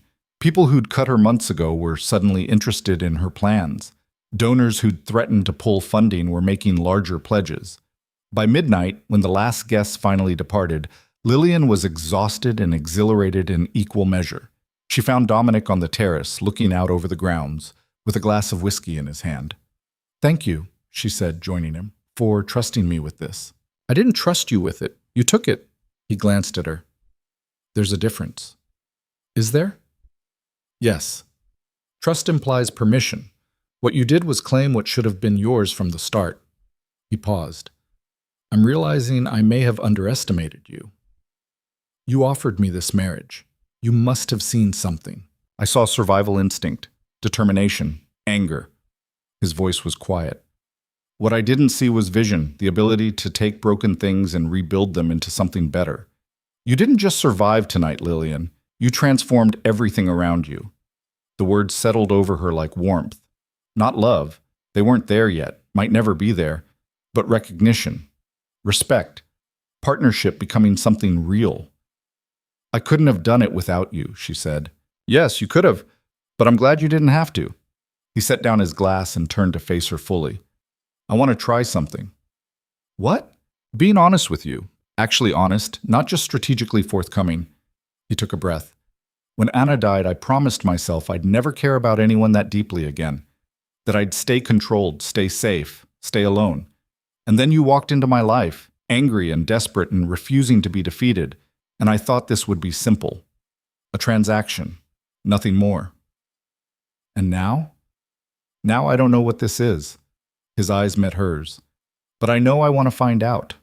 If you're willing." Lillian's heart was racing. This was the moment. The choice to stay in the safe arrangement they'd built, or risk something more dangerous and uncertain. She thought about the woman she'd been 3 months ago, broken, discarded, hopeless. Thought about the woman she'd become, stronger, sharper, willing to fight for what she wanted. "I'm willing," she said. Dominic smiled, really smiled, the expression transforming his entire face, and reached for her hand, not possessively, not protectively, just reaching. "Then let's see where this goes." Inside, through the windows, Lillian could see the staff cleaning up from the gala, Catherine directing operations with her usual efficiency, Victoria sprawled in a chair with her shoes kicked off. Her people. Her home. Her life. Rebuilt from nothing into something that actually mattered. She'd survived, and now, maybe she could do more than survive. She could actually live. The morning after the gala, Lillian woke to sunlight streaming through windows she hadn't bothered to close. She was still wearing her burgundy gown, though someone, probably herself, in a haze of exhaustion, had at least removed the jewelry. Her feet ached, her head felt thick, but underneath the fatigue was something else. Something that felt dangerously like hope. A knock at the door brought Catherine, looking far too alert for someone who'd worked until 3 in the morning. "You need to see this." She thrust a stack of newspapers at Lillian. The headlines were stunning. Duchess of Thornfield transforms charity landscape. Ashford Foundation returns to roots under new leadership society. Watches as discarded wife becomes power player. Even the scandal sheets that had torn her apart weeks ago were grudgingly positive. Oh, there were still barbs, questions about her motives, speculation about Dominic's involvement, whispers about whether this was all an elaborate performance. But the overall tone had shifted. She wasn't a victim anymore. She wasn't even just a survivor. She was a threat. And threats commanded respect. Beatrice has already received 15 new donation pledges this morning, Catherine reported. 3 organizations have reached out asking about grants, and Margaret's closest allies are distancing themselves from her, publicly. That fast? Society has a very short memory when it comes to backing the wrong horse. Catherine's smile was sharp. You won, Lillian, decisively. But winning, Lillian was learning, just meant the next battle became more dangerous. The proof arrived 3 days later in the form of a letter bearing Edmund's seal. Lillian almost threw it away unopened, but something made her break the wax. You think you've won. You think your new title protects you. But I know things about you, Lillian, things that would destroy even the mighty Duke of Thornfield's reputation if they came to light. Meet me at the Black Swan Inn tomorrow at noon. Come alone, or I start talking. Her hands were shaking as she passed the letter to Dominic. They were in his study. She'd started spending time there, working through foundation business while he managed estate affairs. It felt natural now, this parallel existence in the same space. He read the letter twice, his expression growing darker with each word. He's bluffing. Probably, but what if he's not? Lillian's voice was steady despite the fear. What if there's something from my past, some mistake, some indiscretion that he can twist into ammunition? Then we face it together. Dominic set the letter down carefully. But you're not going alone. Whatever Edmund thinks he has, he's desperate enough to try blackmail. Desperate men are dangerous, which is exactly why I need to go. If he's willing to destroy me, he'll destroy you too, just for being associated with me. I won't let that happen. Lillian, I'm going. She met his eyes.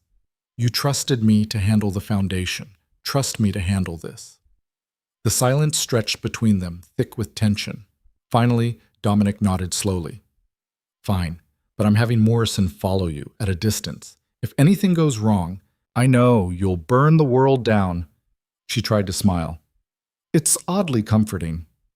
The Black Swan Inn was a run-down establishment on the outskirts of London, the kind of place people went when they didn't want to be seen. Edmund was waiting in a private room, looking worse than the last time she'd seen him.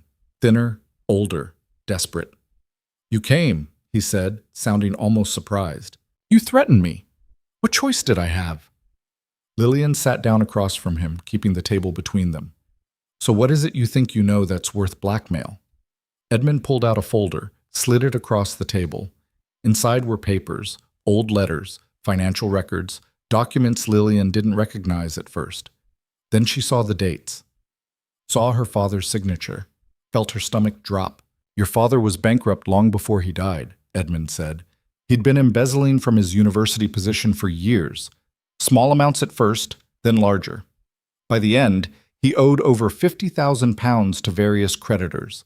Money he stole to maintain appearances, to keep you in dresses and tutors, and everything a gentleman's daughter should have. Lillian's hands were cold. She'd known her father had money troubles, hadn't known the extent, hadn't known about the theft. This is true, all of it. I found these papers when I was settling your father's estate. Kept them because I thought they might be useful someday. Edmund's smile was ugly. Turns out, I was right. Imagine what society would think if they knew the Duchess of Thornfield came from a family of thieves. Imagine what it would do to your precious foundation, to Dominic's reputation. Why now? If you've had this information for years? Because I'm drowning, Lillian! The outburst was sharp, desperate. Celeste is bleeding me dry. The baby's medical expenses are astronomical. Something's wrong with it, the doctors say, might not even survive. And the debts keep mounting. I need money. A lot of it. And you're going to give it to me. Or you'll release these documents. Exactly. He leaned forward. £50,000. That's what I need. It's nothing to you now, to Dominic, but it's everything to me. Lillian stared at this man she'd once loved, once trusted, saw nothing left in him but desperation and spite. No. Edmund blinked. What? I said no. I'm not giving you money, and I'm not afraid of those documents. She stood, gathering the papers. My father made mistakes. Serious ones. I'm not going to pretend otherwise. But his mistakes don't define me, and they certainly don't give you power over me. You're insane. If I release these, then release them. I'll confirm they're real. I'll admit my father wasn't the man I thought he was. And I'll explain that I spent years not knowing about his crimes because he protected me from them, which is true. She moved toward the door. You know what that makes me, Edmund? Human, flawed. The daughter of a complicated man who did terrible things for what he thought were good reasons. Society might whisper about it, but they won't destroy me over it. Not anymore. Dominic will leave you once he knows. He already knows. I showed him the letter. We read through these documents together before I came here. It was a lie, but Edmund didn't know that. And he said exactly what I'm saying now. My father's mistakes aren't mine, unless I let them be. She opened the door, paused. You're going to lose everything, Edmund, not because of me, because of you, because you're so busy trying to drag other people down that you can't see you're drowning yourself. She looked back at him. I actually feel sorry for you, but not sorry enough to save you. Not this time. She walked out, head high, leaving Edmund alone with his useless blackmail and his crumbling life. Morrison was waiting in the carriage, along with Dominic, who'd apparently decided distance wasn't acceptable after all. Well? Dominic asked as she climbed inside. Lillian handed him the folder, watched his expression as he read through the documents, saw the moment he understood what they contained. Your father was a thief. Yes. Her voice was steady. I didn't know, or I didn't want to know. Maybe both. He was dying and desperate and trying to protect me from the consequences of his choices. It doesn't excuse what he did, but it explains some things. And Edmund wanted money to keep quiet. 50,000 pounds, I refused. She met Dominic's eyes. I told him to release the documents if he wanted, that I wasn't afraid of my father's mistakes anymore. The silence in the carriage was heavy. Then Dominic did something unexpected. He laughed. You refused. You actually refused. He shook his head. Most people would have paid, bought silence, hidden the truth. I'm tired of hiding, tired of letting my past control my future. She took a breath. But I need to know, does this change anything between us? Knowing that my father was a criminal, that I come from that? Dominic set the folder aside, reached for her hand. My grandfather made his fortune smuggling French brandy during wartime. My great-uncle was accused of murdering his business partner, never proven, but widely believed. The Ashford family tree is full of criminals and scoundrels if you look far enough back. His grip tightened. We all come from complicated people who made complicated choices. What matters is what we do with the legacy they left us. Relief flooded through her. So we're all right? We're more than all right. He pulled her closer. Though you should have waited for me before confronting Edmund. You would have killed him. Probably. His smile was dangerous. But the restraint was admirable. They returned to the townhouse, and Lillian spent the rest of the day waiting for Edmund to release the documents. Waiting for the scandal to break. But nothing came. By evening, she was confused. By the next morning, when Catherine arrived with fresh newspapers, she understood. Edmund hadn't released anything. Because he couldn't. Morrison followed him after you left, Catherine explained. Edmund went straight to 3 different scandal sheet offices. Every single one refused to publish, said it wasn't newsworthy enough to risk angering the Duke of Thornfield over. Dominic threatened them, more like made them an offer they couldn't refuse. Advertising revenue, exclusive stories about the foundation, access to events they'd normally be barred from, all contingent on them refusing Edmund's story. Catherine's expression was approving. Your husband is remarkably efficient when motivated. Lillian found Dominic in his study, reviewing the same papers that had caused this mess. You bought off the scandal sheets. I protected my wife. He didn't look up. There's a difference. Is there? Yes. One is about money. One is about principles. He finally met her eyes. You were willing to face this scandal head on, to let your father's crimes become public if necessary. That took courage, but I decided you shouldn't have to, not when I have the power to prevent it. Edmund's going to be furious. Edmund's going to be bankrupt within 6 months. His creditors are already circling. He made the mistake of threatening you, And now they all know he's desperate enough to try blackmail. No one will loan him money. No one will partner with him. He's finished. It should have felt like victory. Instead, it just felt sad. This man she'd once loved, reduced to this. What about Celeste and the baby? I've arranged for a trust. If the child survives, and the doctors say it might, with proper care, it will be provided for. So will she. But Edmund gets nothing. He burns alone. Lillian nodded slowly. It was more mercy than Edmund deserved, but it was also the right thing to do. 2 weeks passed in relative calm. The foundation work continued, Lillian throwing herself into expanding programs and securing new donors. Edmund's attempts at blackmail became a brief footnote in the scandal sheets. Desperate lord tries to extort Duchess, fails spectacularly, before fading away entirely. Society, always hungry for the next drama, moved on. But Lillian knew the real test was still coming. It arrived in the form of an invitation to the Queen's garden party, the most exclusive event of the social season. The final word on who mattered in society and who didn't. Anna was invited every year, Victoria said when the heavy cream envelope arrived. It was considered a mark of the highest respect. Margaret hasn't been invited since she took over the foundation. The Queen apparently didn't approve of how she ran things. And now I'm invited. Now you're invited. Which means the Queen, or at least her social secretary, approves of what you've done. Victoria grinned. You've arrived, Lillian, officially. The garden party was in 2 weeks.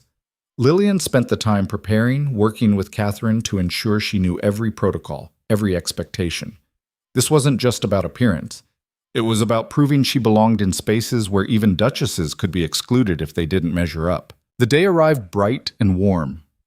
Lillian wore a gown of pale gold silk that caught the sunlight, her hair arranged in an elegant style that took 2 hours and 3 maids to achieve.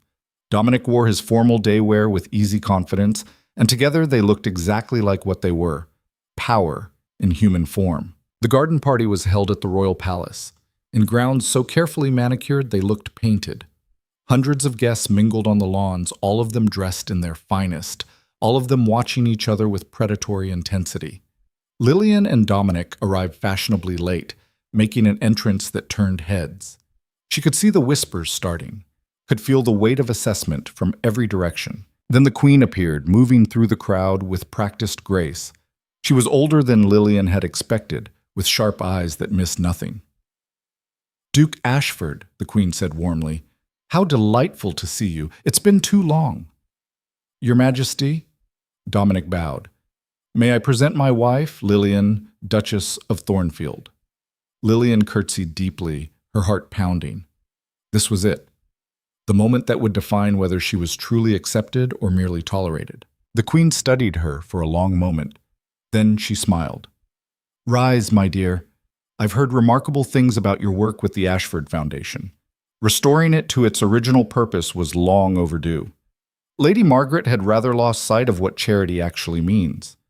Thank you, Your Majesty. I'm simply trying to honor the vision Anna Ashford established, and improving upon it, from what I understand. The new medical clinic in the East End is already serving hundreds of women who would otherwise have no access to care. That's the kind of practical charity our empire needs. The Queen's expression was approving. Tell me, do you have plans to expand the programs further? They talked for 10 minutes. 10 minutes that felt like hours, but good hours.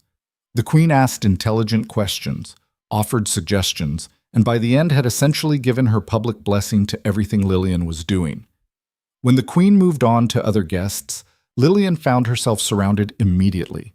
Everyone who'd been waiting to see which way the wind blew suddenly wanted to talk to her, to be associated with her, to claim they'd always believed in her. It was exhausting and exhilarating in equal measure. You did it, Dominic murmured in her ear during a brief moment alone. The Queen just publicly endorsed you. There's no coming back from that. You're untouchable now. We did it, Lillian corrected.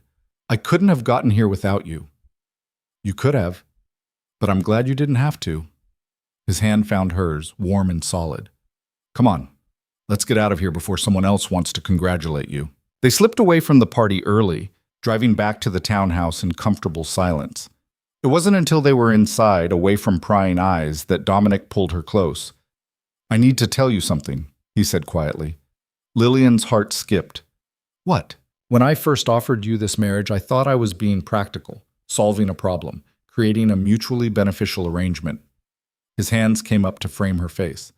But somewhere along the way, probably around the time you publicly dismantled Lord Pemberton, I stopped thinking of this as an arrangement, started thinking of it as something real. Real, she repeated, barely breathing. I can't promise to be easy.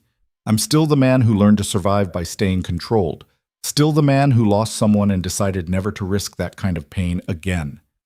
His eyes were dark and intense. But with you, I want to try. Want to risk it. Because what we've built together, this partnership, this understanding, it's more than I thought I'd ever have again. Lillian felt tears threatening. Are you saying? I'm saying I'm falling in love with you.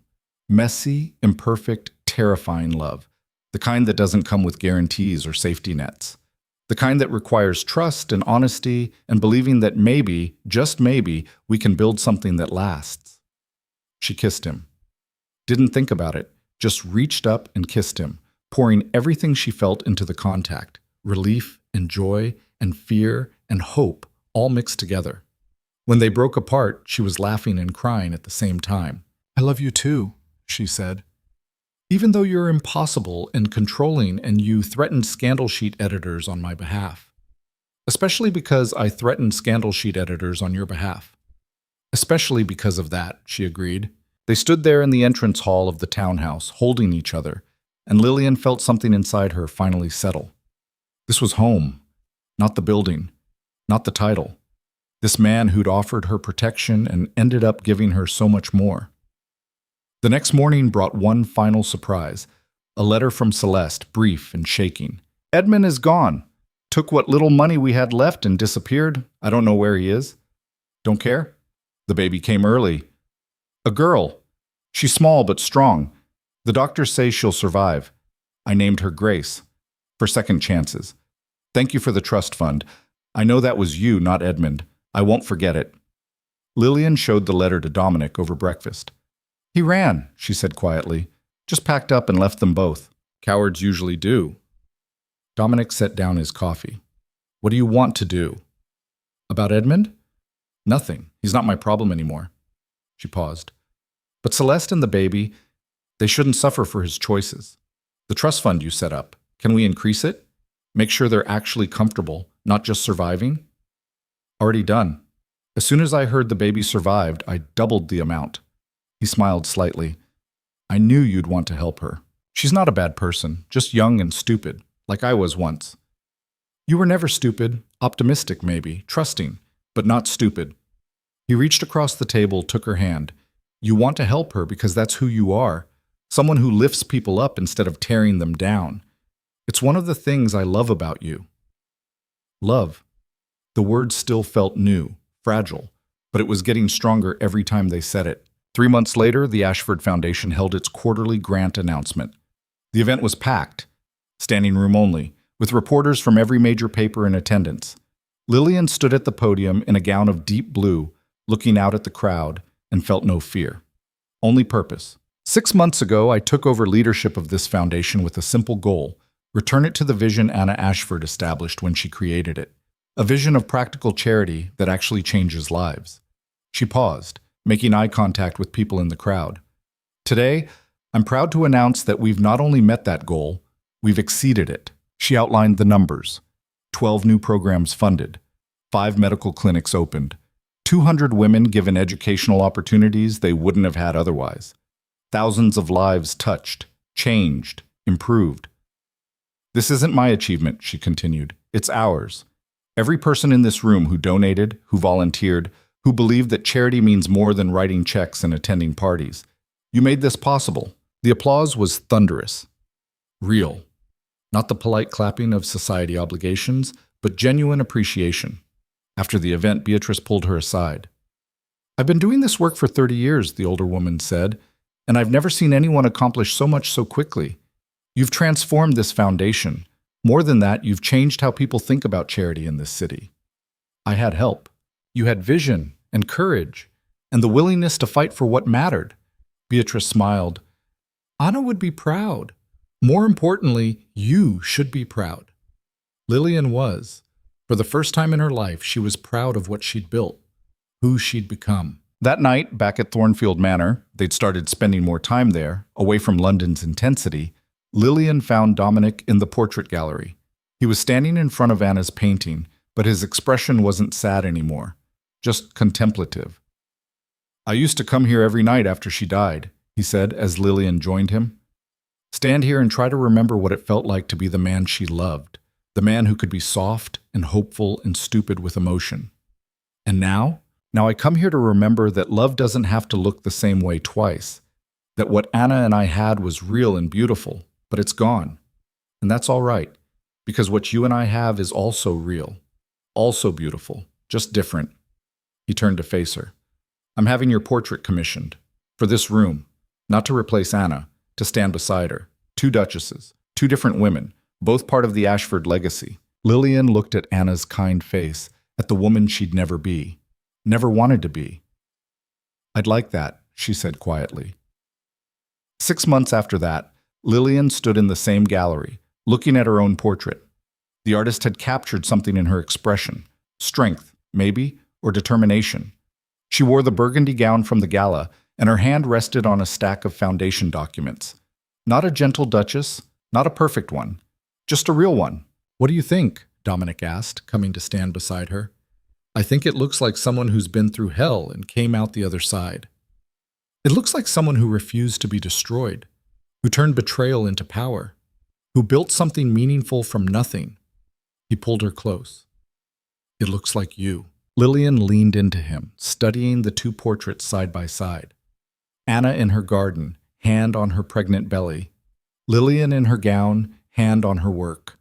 2 women, 2 different kinds of strength, both valid, both necessary. "Do you ever regret it?" she asked. "Offering me that marriage proposal? Tying yourself to someone with so much baggage?" "Every day," he said, and she pulled back to look at him. He was grinning. "I regret not doing it sooner. Not meeting you years ago when we both could have avoided so much pain. The pain made us who we are." "I know. Doesn't mean I have to like it." He kissed her forehead. "But I like who we became, who we're still becoming." They left the gallery hand in hand, moving through the manor that was truly theirs now. Not haunted by ghosts, not weighed down by the past. Just a home where 2 complicated people had learned to build something uncomplicated. Trust, respect, and yes, love. A year later, Lillian received a letter from Edmund. It came from somewhere in the continent, the address deliberately vague. The handwriting was shaky. "I'm dying. Consumption. The doctors give me 6 months at most. I'm not writing to ask for forgiveness. I don't deserve it. I'm writing to tell you that you were right. About everything. I destroyed myself. Lost everything that mattered, chasing things that didn't. You were the best thing in my life, and I threw you away because I was too stupid and proud to see it. I hope you're happy. I hope Thornfield gives you everything I couldn't. You deserve it. You always did." Lillian showed the letter to Dominic. They read it together in comfortable silence. "Do you want to respond?" he asked finally. "No, he's already gone. Whatever closure he needs, he'll have to find it himself." She set the letter aside. "I forgive him, not for his sake, for mine, because I'm done carrying that anger around. It's too heavy. And Celeste and the baby? Grace is 2 now, healthy and happy. Celeste writes occasionally. She's rebuilding her life. Found work as a governess. They're going to be fine." Lillian turned to Dominic. "Everyone's going to be fine except Edmund, and that's his choice, his consequence." That spring, Victoria married a country doctor she'd met while volunteering at one of the Foundation's clinics. The wedding was small, held at Thornfield Manor, full of laughter and genuine joy. Watching her sister-in-law dance with her new husband, Lillian felt grateful. For family. For second chances. For the strange paths that led people to where they needed to be. "Are you happy?" Dominic asked during the reception, pulling her onto the dance floor. Lillian looked around the ballroom, at Victoria laughing with her husband, at Beatrice chatting with Foundation volunteers, at Catherine directing the celebration with her usual efficiency, at the life she'd built from the ashes of her old one. "Yes," she said simply. "I really am." "Good, because I have something to tell you." Her heart skipped. "What?" The Queen asked me to advise on a new initiative for women's education, empire-wide. She wants someone with experience building programs that actually work. She wants you. Lillian stopped dancing. She wants what? You. To help design and implement educational programs across the entire empire. It would be massive, years of work, but it would also change lives on a scale the Foundation could never reach alone. His eyes were bright. What do you think? What did she think? She thought about the woman she'd been 2 years ago, standing on the steps of her husband's house watching her world collapse.